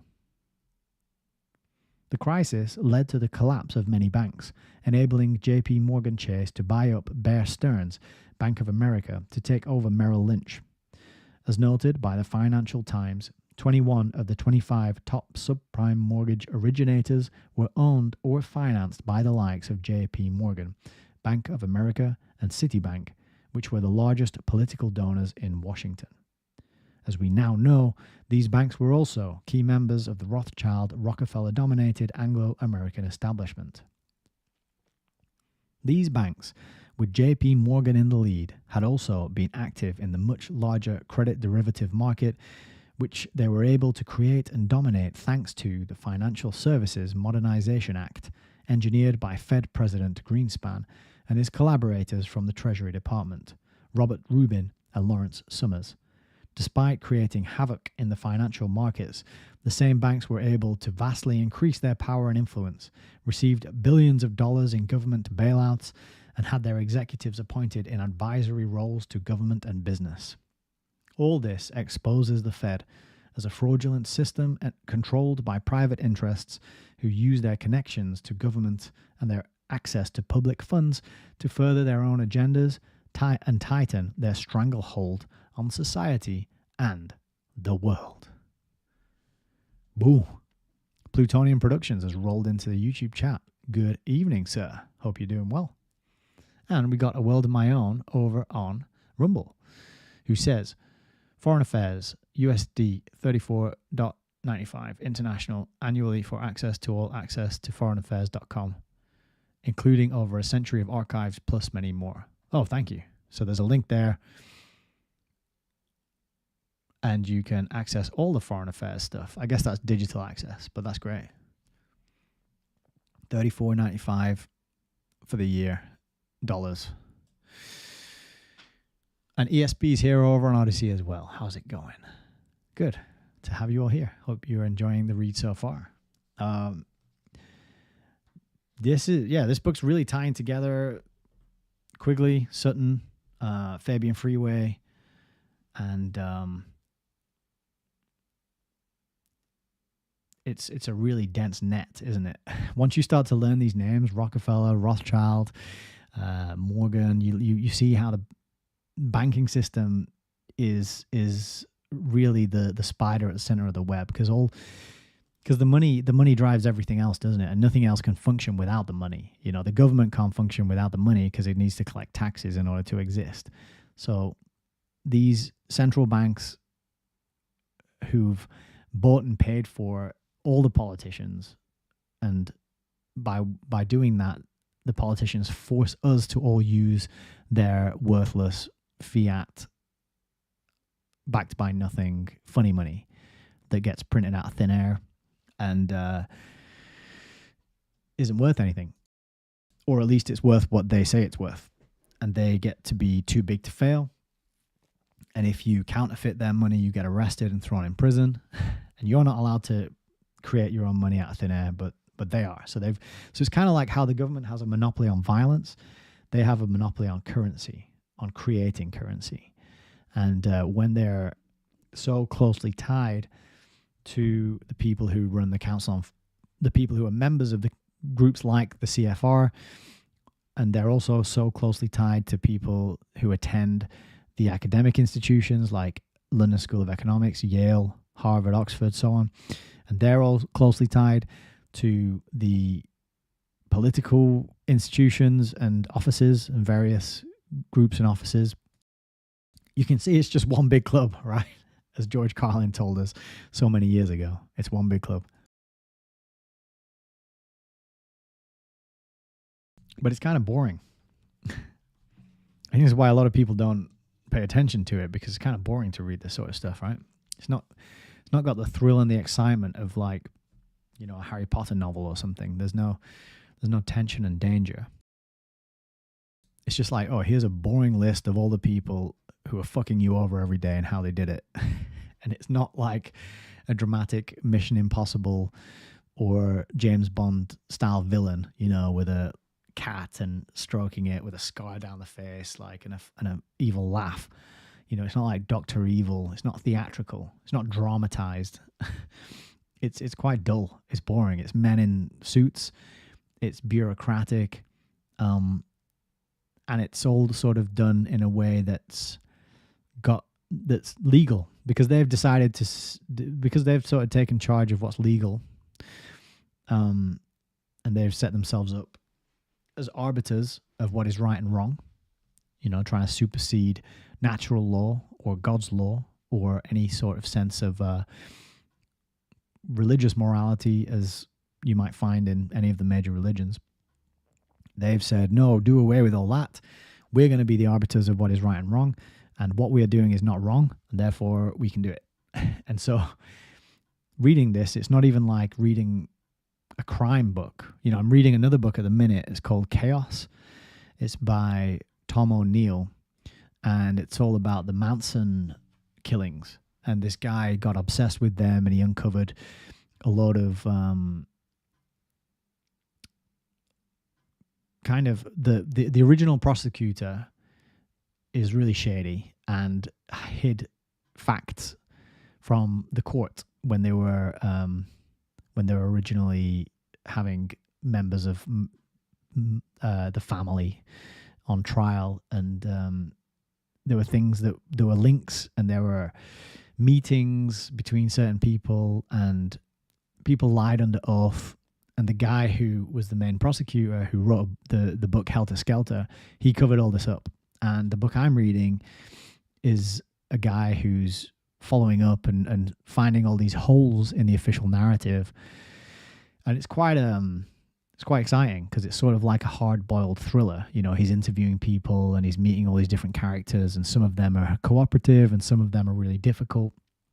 he's going around the place and he's trying to track down these crumbs and see where they lead, the breadcrumbs. So it's quite a page turner, But you read something like this and it's pretty dull and it's just a sort of very dry. It's kind of like Quigley's Anglo-American Establishment. I have read that. And that is one I've thought about reading on the channel, but it is so dry and boring that I think nobody would show up to listen to it because it's just names and dates. And this person knew that person, and then he got this position in the bank, and then he got this position in the newspaper, and then he was an editor over here, and it's just a very dry, factual account of names, dates, and places, basically. It's kind of like what this is. It's not a rip-roaring, thrilling, daring do account of criminals and how they're getting away with shafting the rest of us. It's got a kind of it's kind of boring, and especially to anyone who might be new and isn't familiar already with all these names, it could be a real turnoff. But I'm enjoying it because it's tying together so many things that I've heard other people talk about on various channels, in podcasts, various other writers. This is it's nice to see it all sort of come together in this book, and so I'm still enjoying it, even though it's kind of a bit boring. But yeah, it's all about banksters and it's all about money, and I think that's part of the conversation that gets left out quite a lot. ESP asks if Manson was from Laurel Canyon. I don't know. That's a good question. I do know that he was really, according to this book that I'm reading anyway, he was really obsessed with getting himself, becoming a pop star, a musician, getting himself a record deal, because he was involved with the Beach Boys for a while, wasn't he? And he was tagging along with one of the Beach Boys and trying to elbow his way in. And there seems to be a bit of ambiguity around whether or not some of the people who worked with the Beach Boys actually did record Manson and get some of his songs on tape. But I know Laurel Canyon, I think you're asking because Laurel Canyon is that hotbed of musicians who all had military connections who came out around sort of in the 60s. I haven't read the book, but there's a book by Dave McGowan who talks about this. And DJ Mark Devlin, and his book, The Musical Truth Trilogy, he lays out all the connections between these pop stars and bands and singers and their military families. In an unusual amount of cases, these pop stars and these famous bands have connections with the military. So it's very interesting. Yeah, see, ESP says over on Odyssey, MK Ultra. I think that's where this book is going. He's kind of hinted at CIA involvement, and I think I'm only about a third of the way through the book, but I think that's where it's going to be going, about to the suggestion that Manson was sort of MK Ultra because he was in and out of government institutions for most of his life, from being a very young man. So they probably did some experiments on him, some Clockwork Orange style programming, and turned him into a mental head case psychopath. But he didn't do the killings, did he? It was his family that did. But yeah, crazy stuff, very grim. Not the best nighttime reading, but I like it because it's nonfiction, but it reads like a sort of hard-boiled crime novel from the days of what's he called? I read his stuff like The Big Sleep, Philip Marlowe's The Detective. I forget who the writer is though. Adam's here, says late, watching from behind. Hope you enjoy this message when you finally catch up and hear it. All right, let's crack on. Got a bit more to read. Are we going to finish the chapter? Ooh, that looks exciting. Well, we're not going to finish it if we don't carry on reading, so let's carry on. The CFR and U.S. Foreign Relations. Already in January 1921, the ex-president of the Rockefeller-controlled National City Bank of New York and president of the Schiff Belmont Japan Society, Frank A. Vanderlip, had proposed the formation of a Council of Foreign Relations to direct American intercourse with foreign nations. Funny choice of word there. But I guess they do fuck a lot of foreign nations, don't they? The American establishment, not American people, but the group of people that call themselves a government. According to Vanderlip, while the US president must initiate treaties and may still appoint the Secretary of State as well as ambassadors and ministers, the confirmation should be, quote, in the hands of the Council on Foreign Relations. And that's from a New York Times article. It's all mainstream sources that this guy's referencing. I'm really impressed with that. In May 1923, Vanderlip restated the aims of the financial interests he represented by advocating less control by the President and Secretary of State in foreign affairs. And that's from a New York Times article as well. The above statements make the Council's original intention absolutely clear, namely to transfer political power to a private organization that was not accountable to either the American people or the American government. From 1922, the CFR has published the quarterly magazine Foreign Affairs, which aims to guide American opinion and is informally the voice of the U.S. foreign policy establishment. Ideas put forward in the magazine, quote, appear later as U.S. government policy and legislation. That quote is apparently from the New Encyclopedia Britannica, Volume 4. In 2009 and 2010, the Global Go-To Think Tanks report by the University of Pennsylvania, published in Foreign Policy and The Economist, named Chatham House the most influential think tank outside the US and CFR the second most influential in the US after Brookings Institution. Needless to say, Brookings is controlled by the same interests. Its presidents have included Trilateral Commission member and president of the Rockefeller-controlled Carnegie Endowment for International Peace, Bruce King McClory. David Rockefeller, a long-time leading member of the CFR, has openly admitted that the CFR continues to play an influential role in the formulation of American foreign policy to this day. The CFR has influenced U.S. foreign policy by various well-documented means, such as 1. Using the CFR research facilities to develop scientific arguments in support of policies it wants the U.S. government to adopt. 2. Dominating the State Department, which it infiltrated with CFR members and into which it was incorporated in the early 1940s. 3. Manipulating public opinion through a wide network of interlocking propaganda organizations, chief among which are outfits like the Foreign Policy Association. The FPA started its subversive existence in 1918 as the League of Free Nations Association, the American counterpart to Britain's operation of the same name. While the British LFNA was set up by leading Milnerites and Fabians like H.G. Wells and Gilbert Murray, its American clone was set up by Felix Frankfurter and Paul Warburg. If you remember Felix Frankfurter, he showed up in Fabian Freeway and he's got his Happy Hot Dogs, which is his group of young lawyers that he mentored, groomed, taught, I don't know. But Felix Frankfurter and his Happy Hot Dogs, it's a real thing, it's on Wikipedia. Continuing. From the early days, the FPA collaborated particularly closely with the Institute of Pacific Relations, a communist front with which it had interlocking personnel and which specialized on Asia. It has also operated through a nationwide web of councils on world affairs aiming to inform unsuspecting citizens on international affairs and policy. 4. Using public opinion, as above, to put pressure on Congress to support CFR policies. 5. Dominating the U.S. Committee for the UN and other groups involved in planning and establishing the UN. 6.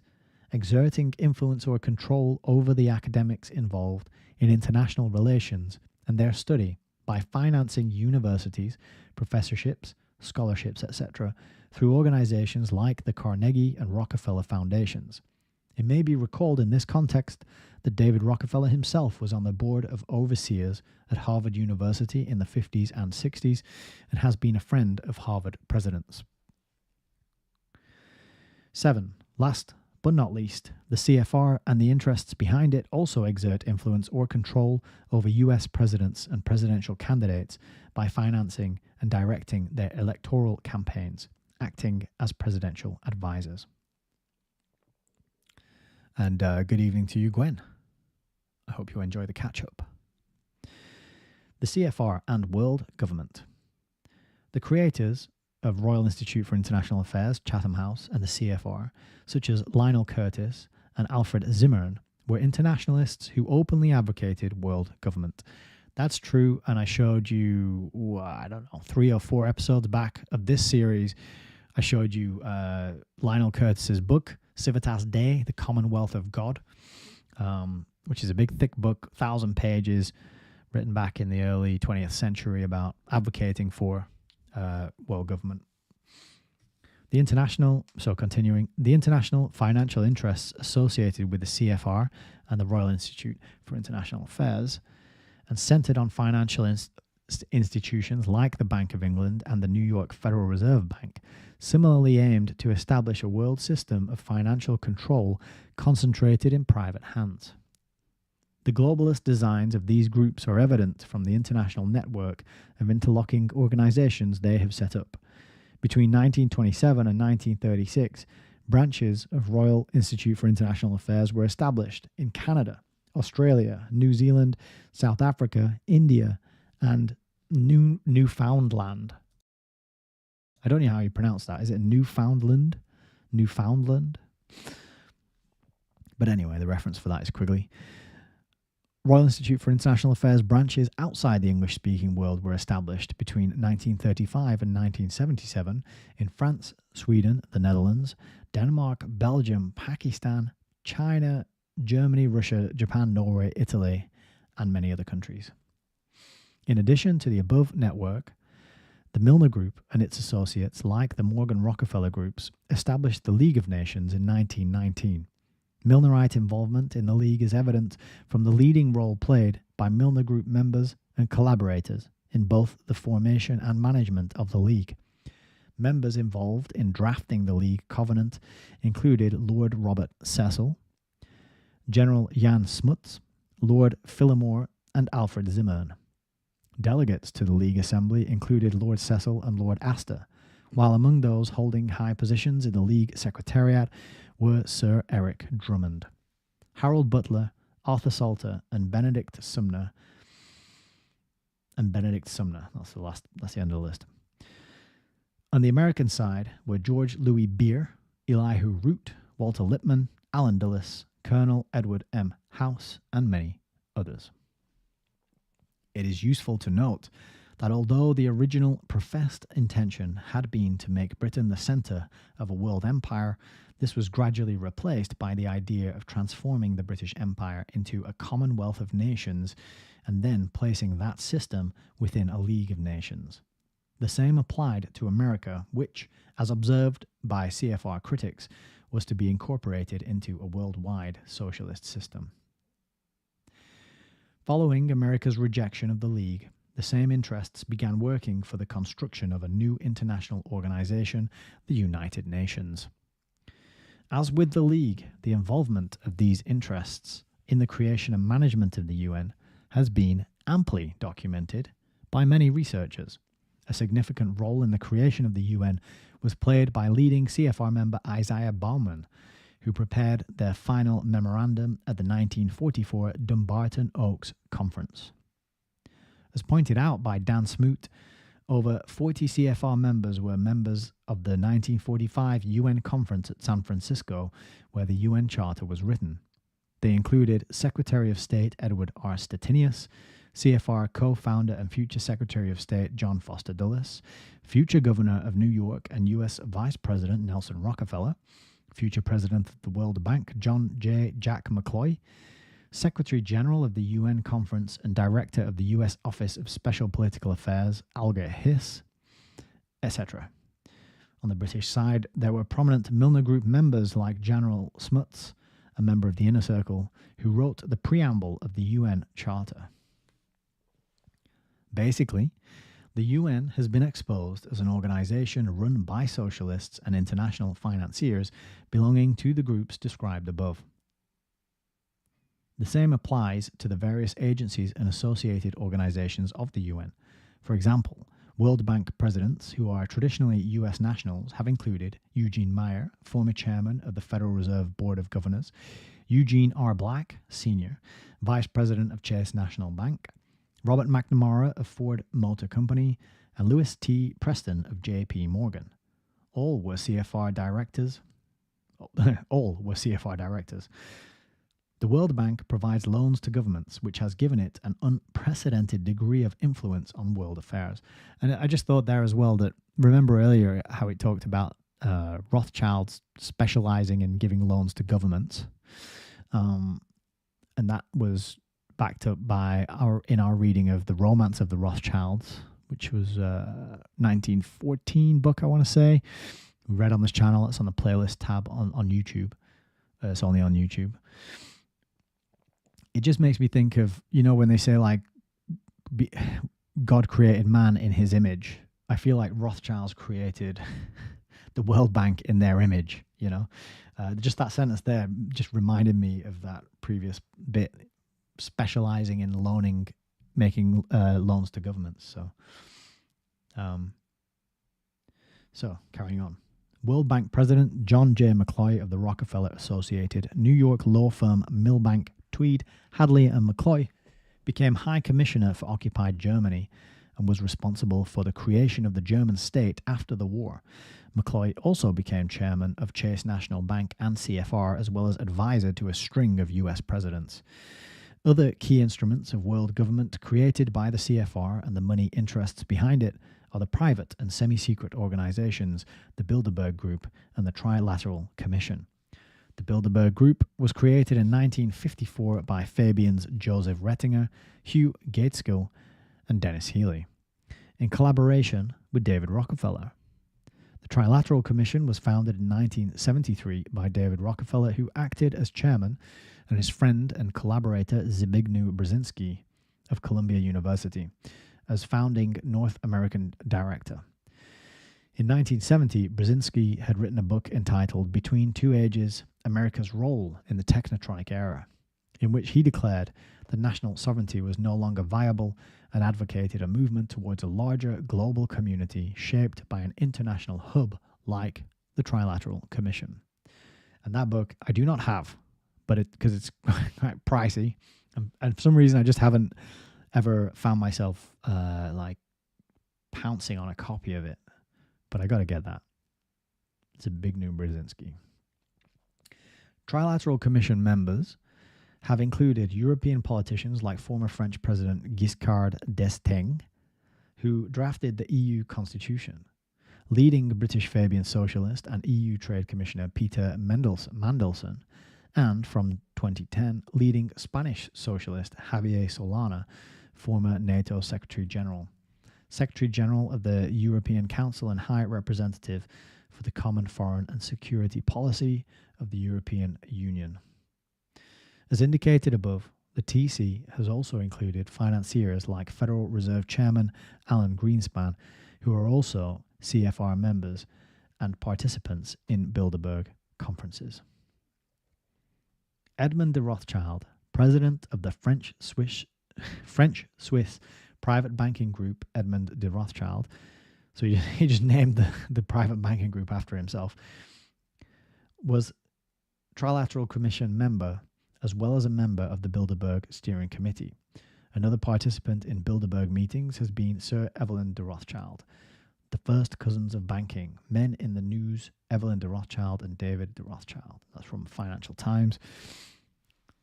The Trilateral Commissions and Bilderberg's connections with the Rothschilds who were involved with the Milner Group from the start demonstrates the global reach of the groups involved. In collaboration with the CFR, these outfits control international organizations through which they influence or control foreign governments. For example, key posts in the International Monetary Fund, which operates in association with the World Bank and the UN, are held by members of the CFR and the Trilateral Commission. In addition, they control key media corporations through which they can influence both public opinion and government policy. CFR members have been chairmen, presidents, directors, editors, analysts, correspondents, and publishers in a number of media corporations and outlets, including New York Times, New York Post, New York Herald, Tribune, Business Week, Newsweek, the Christian Science Monitor, Washington Post, Times Herald, etc. Similarly, from the beginning, many trilaterals served as directors of media outfits such as CBS, Dow Jones, Time Mirror Corporation, Media General Inc., National Education TV, Time, and New York Times. Whew.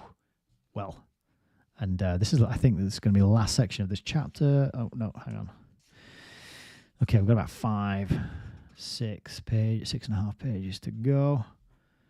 The next section is the MI6 CFR CIA connection.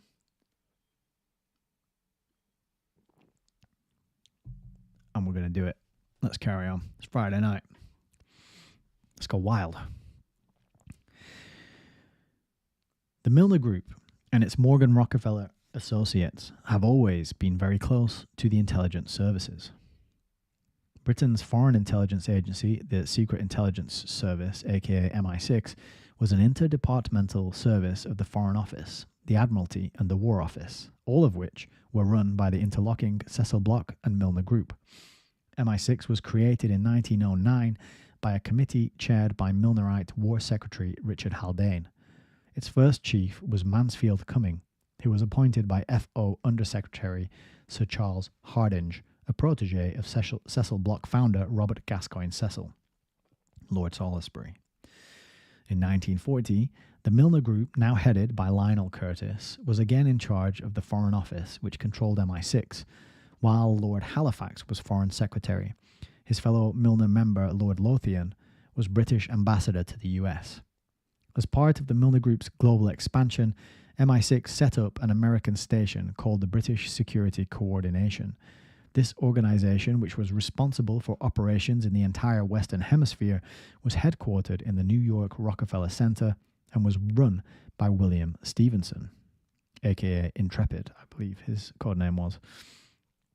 In 1941, Stevenson set up the Office of Coordinator of Information, which coordinated different U.S. intelligence services and, as advisor to President Roosevelt, had his collaborator, William Donovan, appointed as head.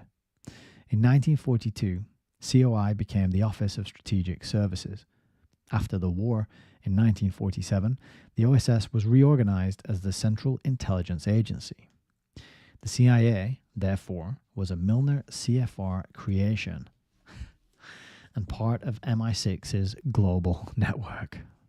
Banker Alan Dulles, younger brother of CFR and UN co-founder John Foster Dulles, was its first director.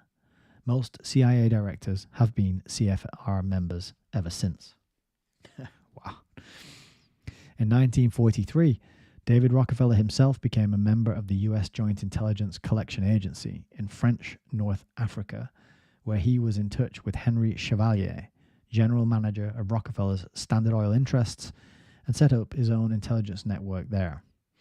Rockefeller's personal involvement and the fact that by then German forces had been pushed out of North Africa suggests that such intelligence operations revolved around oil interests more than anything else.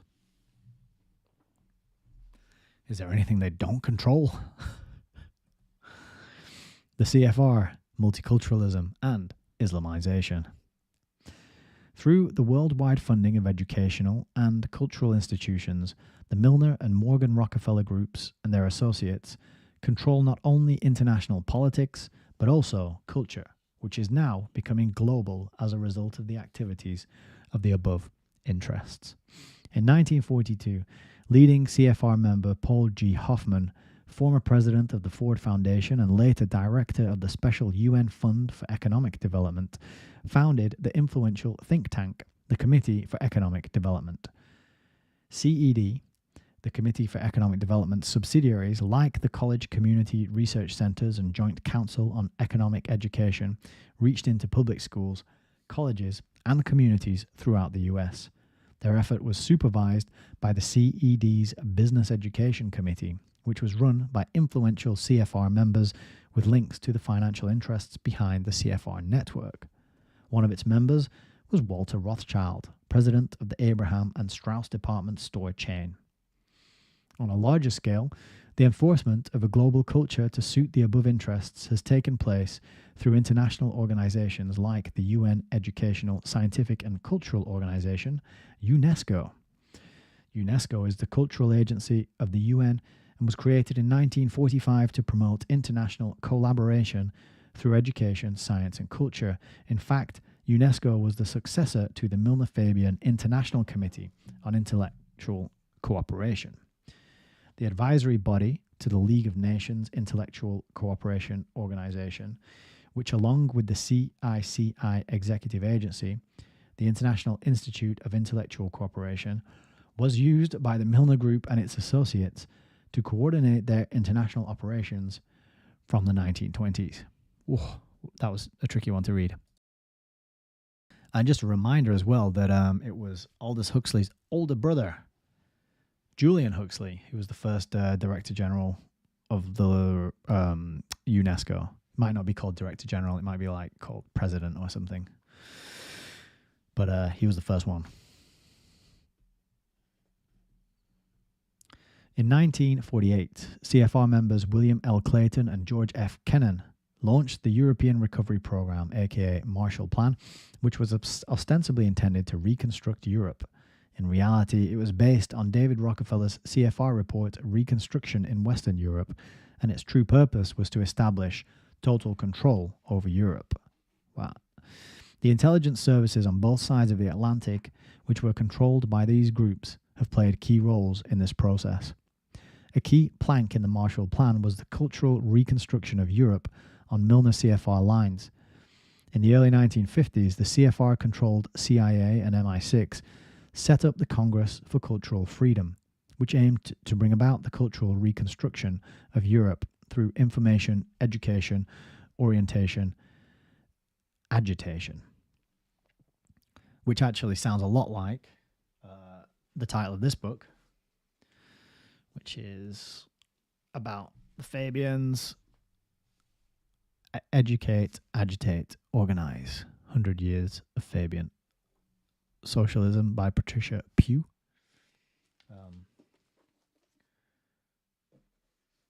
Very similar and overlapping methods and methodology because they're the same people. The CCF was run by CIA officer Michael Josselson and was funded by the Office for Policy Coordination using Marshall Aid monies. Another CIA MI6 cooperative operation was the British Society for Cultural Freedom, which received funds from the Fairfield Foundation, a CIA front, and Lord Victor Rothschild, a former MI5 officer with close links to MI6, who was related to prominent Fabian Beatrice Webb through his wife Teresa Mayer, Beatrice's niece. Huh, didn't know that. Or maybe I did. Maybe I've heard that before. Unsurprising. Although such operations were ostensibly designed to combat the spread of communism, they invariably used left-wing activists for this purpose. This inevitably strengthened the hand of the socialist left, which, like the communist, aimed to abolish private property and impose state control over economy and society. The CIA MI6 Combine sponsored the International Confederation of Free Trade Unions, which was associated with the Fabian Society's Socialist International, and the World Youth Association, whose British branch, the British Youth Council, was later chaired by the likes of Peter Mandelson, a leading figure in the Fabian Society's youth wing, Young Fabians, and later architect of New Labour. The Rockefeller and Ford Foundations, key fronts through which Milner and Morgan Rockefeller interests channeled funds for their projects like the Royal Institute of International Affairs and the CFR, provided millions of dollars for similar initiatives which were run in collaboration with leading Fabian socialists like Roy Jenkins, who later became Fabian Society chairman and Labour Home Secretary, and Chatham House councillor Dennis Healy. The Milner-created CFR was also strongly involved in left-wing projects promoting African American interests, like the U.S. National Association for the Advancement of Colored People, and particularly the American Committee on Africa, which, like the Milner-Fabian's African Bureau, supported anti-white agitators and revolutionaries in South Africa. At the same time, dozens of front organizations, publications like Encounter, funded by Victor Rothschild, and endless artistic events in collaboration with the BBC and other Milner-Fabian-controlled outfits were responsible for the systematic spread of jazz music, Negro spiritual, and other elements of African American culture, transforming British and European culture beyond recognition. What becomes clear is that the treacherous Milner gang, which had started off claiming to intend to impose British culture on the world, actually ended up imposing foreign cultures on Britain. That's quite a plot twist.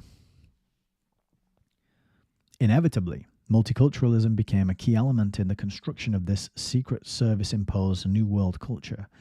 The idea of multiculturalism was first introduced by leading Milner Group member John Buchan, Lord Tweedsmuir, Governor General of Canada.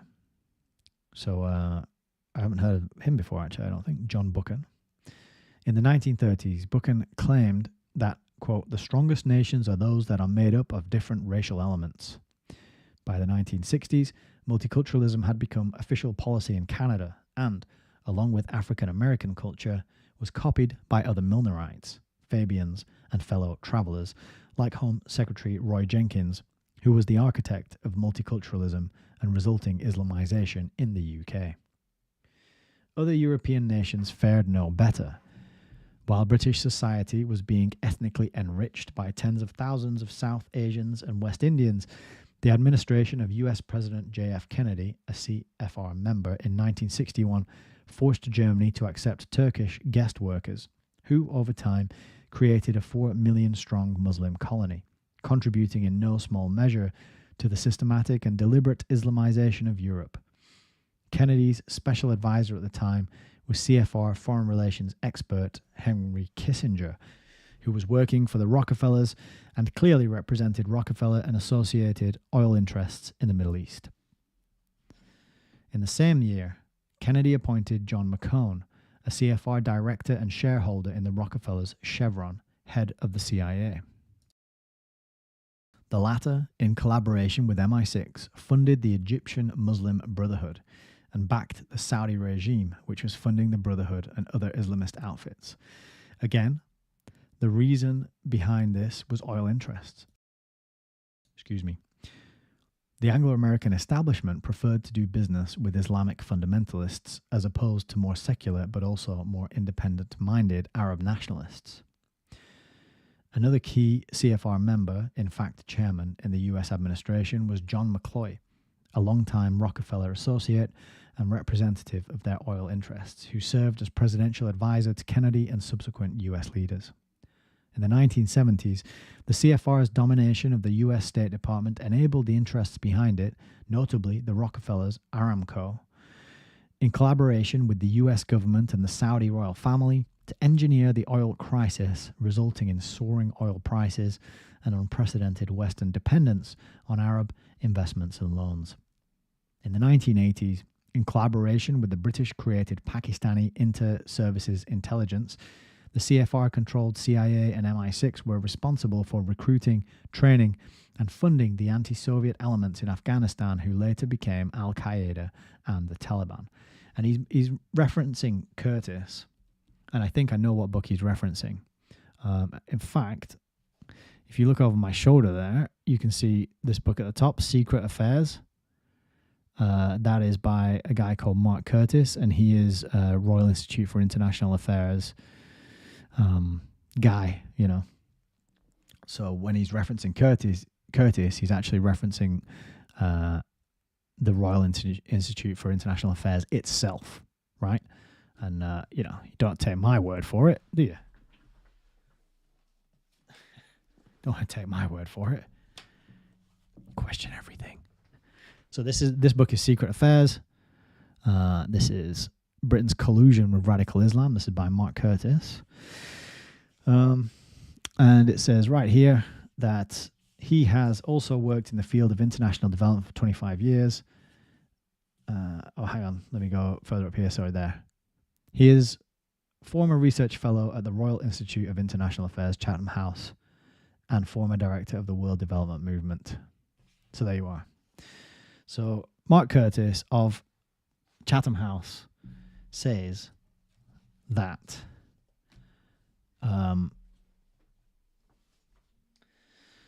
says what? I've totally lost my place now. Oh, it's here. Yeah, it says that MI6 and the British MI6 funded the Egyptian Muslim Brotherhood. He said that, and he also said they did the same. They'd rather work with Islamic fundamentalists than the open-minded nationalists. And he also said down here that CFR, Rockefellers and Aramco worked with the US government and the Saudi royal family to engineer the oil crisis, right? So the US government worked with the Rockefellers, Aramco, and the Saudi royal family to engineer an oil crisis. And that is from, oh, sorry, that's not from Curtis. This is from Curtis, isn't it? My bad. That last bit is not a Curtis reference. So rewind a bit. The Curtis reference is that the CIA and MI6 recruited, trained, and funded the anti-Soviet elements in Afghanistan who later became Al-Qaeda. That was it. Sorry. It's getting late. We're almost at the 3-hour mark. So the Royal Institute for International Affairs research fellow Mark Curtis is telling you that the CIA and the MI6 created Al-Qaeda. Okay. Continuing. In the 1990s, in collaboration with the German Federal Intelligence Service, BND, and Al-Qaeda, CIA, MI6 set up the Kosovo Liberation Army in Serbia and supplied it with satellite telephones to pass on details of Serbian targets to NATO bombing squads. That's also from the same Curtis book. The bombing of Serbia was conducted under NATO Secretary General Javier Solana, a collaborator and future member of the Trilateral Commission. At the same time, left-wing billionaire and CFR Bilderberg member George Soros, who has been described as a frontman for Anglo-French Rothschild banking interests, in collaboration with Harvard's Gene Sharp, launched a campaign to overthrow Serbia's anti-Islamist President Slobodan Milosevic using the local renter mob resistance movement. Both the CFR and its offshoot, the Trilateral Commission, have backed the Milner-Fabian, i.e. Rothschild-Rockefeller Euro-Mediterranean project, aka Union for the Mediterranean, which aims to bring about the unification of the European Union with Islamic North Africa and the Middle East.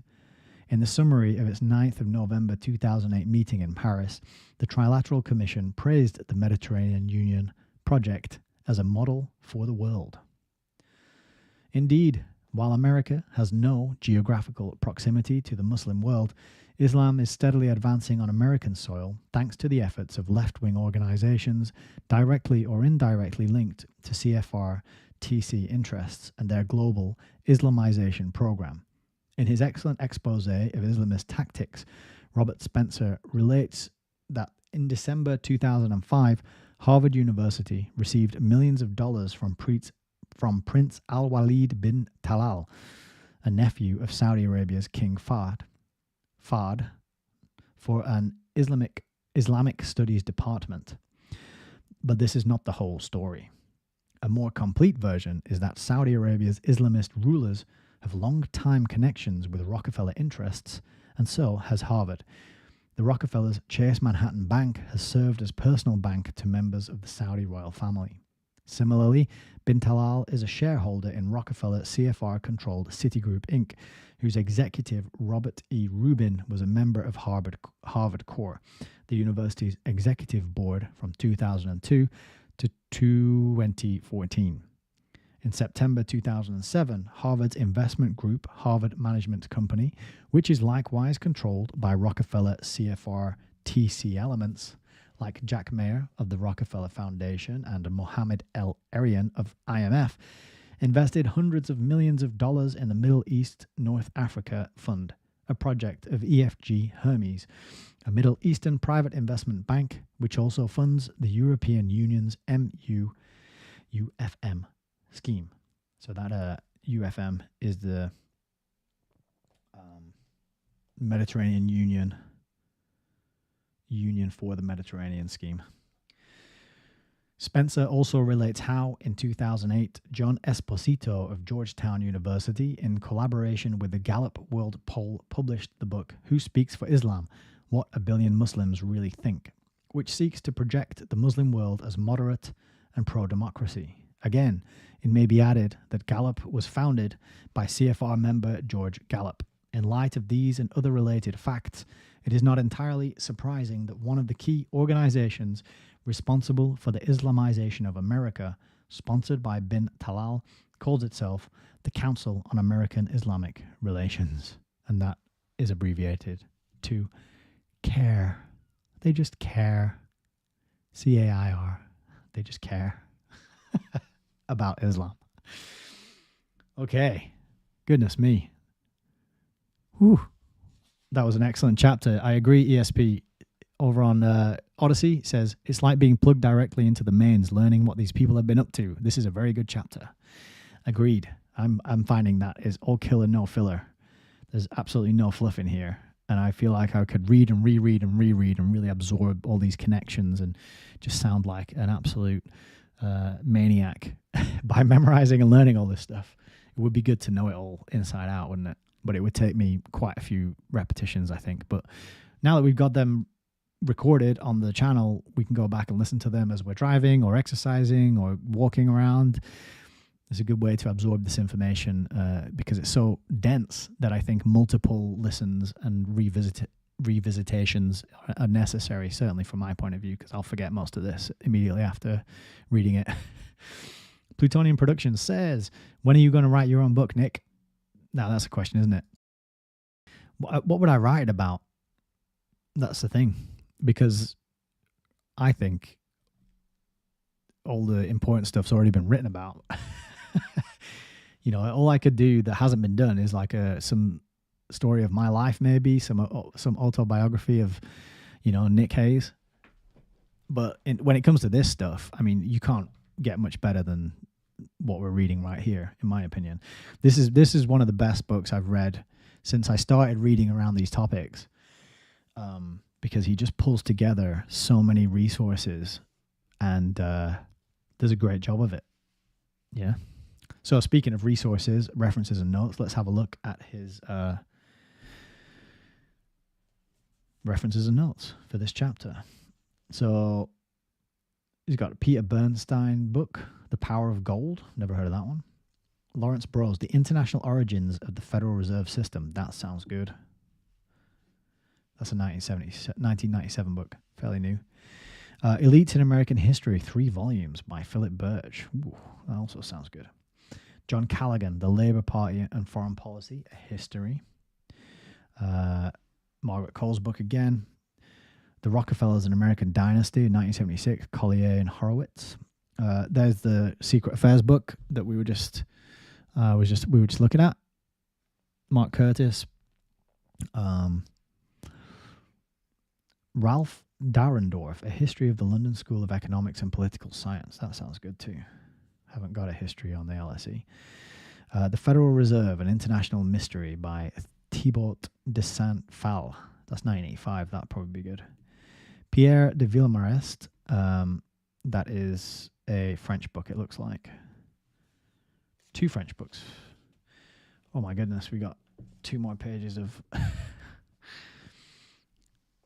notes and references. So there's Stephen Dorrell's book on MI6, 50 Years of Special Operations, and then the Neil Ferguson Rothschild books. We've talked about them before. Abraham Foxman, Jews and Money, The Story of a Stereotype. Well, that's good. Alan Greenspan, Age of Turbulence.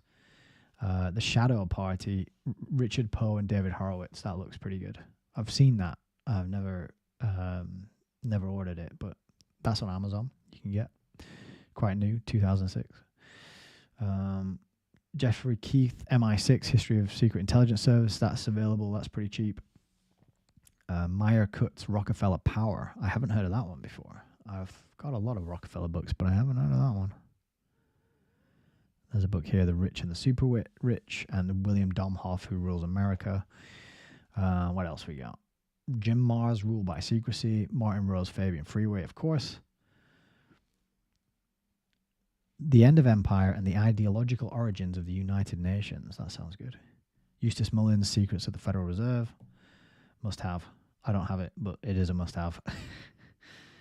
Quigley, of course. Helen Rappaport.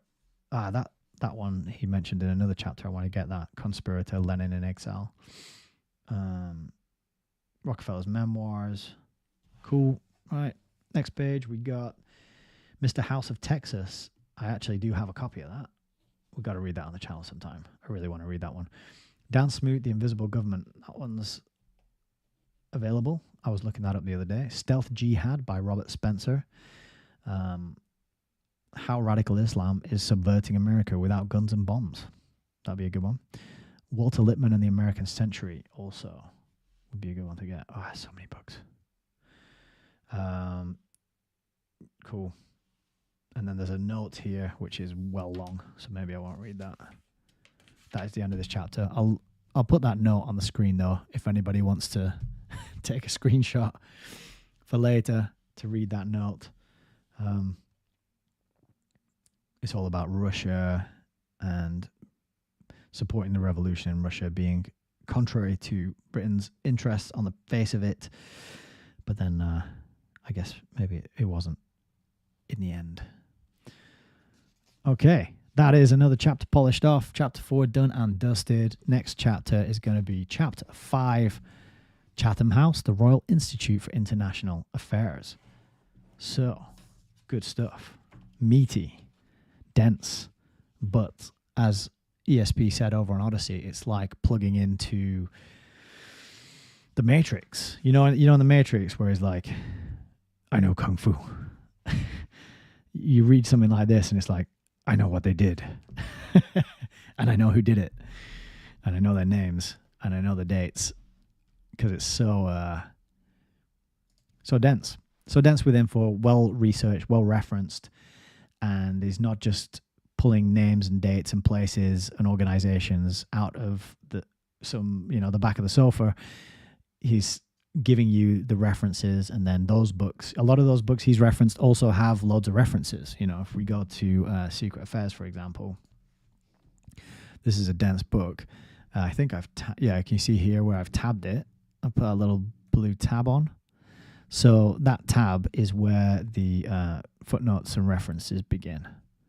So that's a good portion of the book. You see? So the books that Ratiu has referenced are also very well referenced with lots, and the text in this book is ridiculously small. Look at that. I haven't read this one yet. I'm kind of putting it off, but very, very academic, scholarly history. So not controversial, not just spinning yarns and tales about what may or may not have happening. Not theorizing, in other words, just actually investigating, learning, reading, connecting dots. And I'm so impressed with this book so far. I'm really glad that I have a copy, and I'm really glad that we're reading it, getting it on the record, and sharing it together. And Trevor McDonald has popped in. Hello. Good evening. Good to see you. Right, we have just hit the 3-hour mark, so it's time to wrap up because it is 10 o'clock and it's Friday night. We are heading into the weekend. I've finished work for Christmas, so I'm extremely happy. I've got 3 whole weeks off now. And I'm going to put that time to very good use. I will be back next Tuesday, continuing with the Milner-Fabian conspiracy. We'll do Tuesday and Friday next week as well. That's the schedule now. I'm sticking to it every Tuesday and every Friday, except for over the Christmas period. I'm going to have a week off. Spend time with family, walk the dog, do all that sort of thing. Eat, I don't know, there'll probably be some cake. We've got some really nice meat on the way from a good organic farm near my hometown, actually. So I'm very much looking forward to that. But yeah, we will be back next Tuesday. We'll be learning about Chatham House, the Royal Institute for International Affairs. That is going to be another fantastic chapter. Even though these chapters are like, that was called the CFR, but it still just tied so many things together by way of looking at who belongs to the CFR and the roles and the positions that they end up going into. So really impressive stuff. I'm enjoying it very much, and I hope you are too. So as always, if you feel like doing so, you can support at any time. allmylinks.com/Hayes Reviews. That's got everything on there that you need to stay in touch with me, to find out where I am, to send me a few shekels and pennies if you feel inclined to do so. Don't worry about it. If not, just, follows, likes, shares, comments, subscribes, all that stuff is awesome and helps a lot. Send me an email. Autonomous username at gmail.com is my email address. You can send me an email and get in touch with me. We can have a chat. We can get to know each other. You can also come and hang out at the Devised community over on School. That is really the place to be. Let's be honest. We got 23 people in there now, I think. 23 members. And that's going to be fun when we start getting together on our Zoom calls. We see each other face to face, build relationships, share some information, because this is great, but it's a very sort of one-directional thing. Me talking straight into the camera and the mic for so long. So I want to organize some meetings where we can have an exchange, a back and forth. I can get to know other people and build some like proper relationships so that we can, get a little community going and be there for each other in whatever way and means that we can. And it would be good as well to morph this into real life meetups at some point. So I've been talking with AJ in my Telegram chat about going to the Light Festival next year. I actually bought a ticket the other day and I got in touch with them to see if I can help out in any way. So I think it's a good time to start trying to move this online thing into the real world, build some real life connections. Maybe we can all go out and get a steak or a salad if you're not into steak. Salad's also good. And it would be nice to see things grow and become more real worldy. And Devised is a step towards doing that. So that's why I wanted to get a community going. And then also if we could spend a bit of time figuring out this whole screen addiction thing and how to help ourselves and other people and our loved ones deal with that, because it's affecting all of us, I think, at this point. And we've established that just going around with a crowbar and smashing all the screens up that we see is probably not a viable solution, even though that's what I want to do sometimes. So I'm going to sign off there. I'll leave you with the outro screen. Hope you're doing well. Take care of yourselves and each other, and have a lovely weekend. Even though it's cold and gloomy in England, you can make the most of it by getting outside and going on walks and doing nice things for nice people. And and if you really want to make the most of it, do nice things for horrible people who don't deserve it, because that's apparently even better, isn't it? To turn the other cheek and wish well on those who might not be deserving of it. It's about having love in our hearts for everybody, understanding their situation, where they came from, recognizing that if we were born in their circumstances at the time that they were born, we would probably be exactly the same, right? So don't be blaming the other, the other group. There's a lot of divide and conquer going on out there, divide and rule, and we don't want to fall into those traps. We want to make sure that we realize the culprits, who's really responsible for this sort of thing, right? It's not the people who have been imported, for example, to the country. It's not the people who are looking for a better life or who have been moved, displaced for whatever reason. It's the people who are putting the policies in place and the people who are making this happen because according to their plan. So it's very important to, not blame the wrong people for what's going on and have compassion, sympathy, kindness, and really try and build communities that help the most vulnerable, and communities, relationships in that community that people can rely on when they need it. That's what it's all about, because we're all human. Not that I think we should all unite under the same culture or religion or whatever. It's nice to have a bit of diversity and difference, right? That's what makes moving around and traveling so much fun. But what I'm saying is, when there's so much divide and conquer out there, we can do the opposite, and we can try and be aware of it and bring some kindness and warmth and generosity and into our daily interactions with each other. Make the world a better place in those little ways. You know what I mean? Yeah, Trevor says they're being used just like us. Well said. It's a great note to end the broadcast on. So I will see you next Tuesday.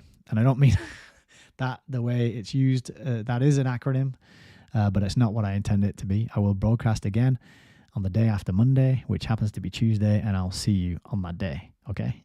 So take it easy. I am going to sign off now. God bless.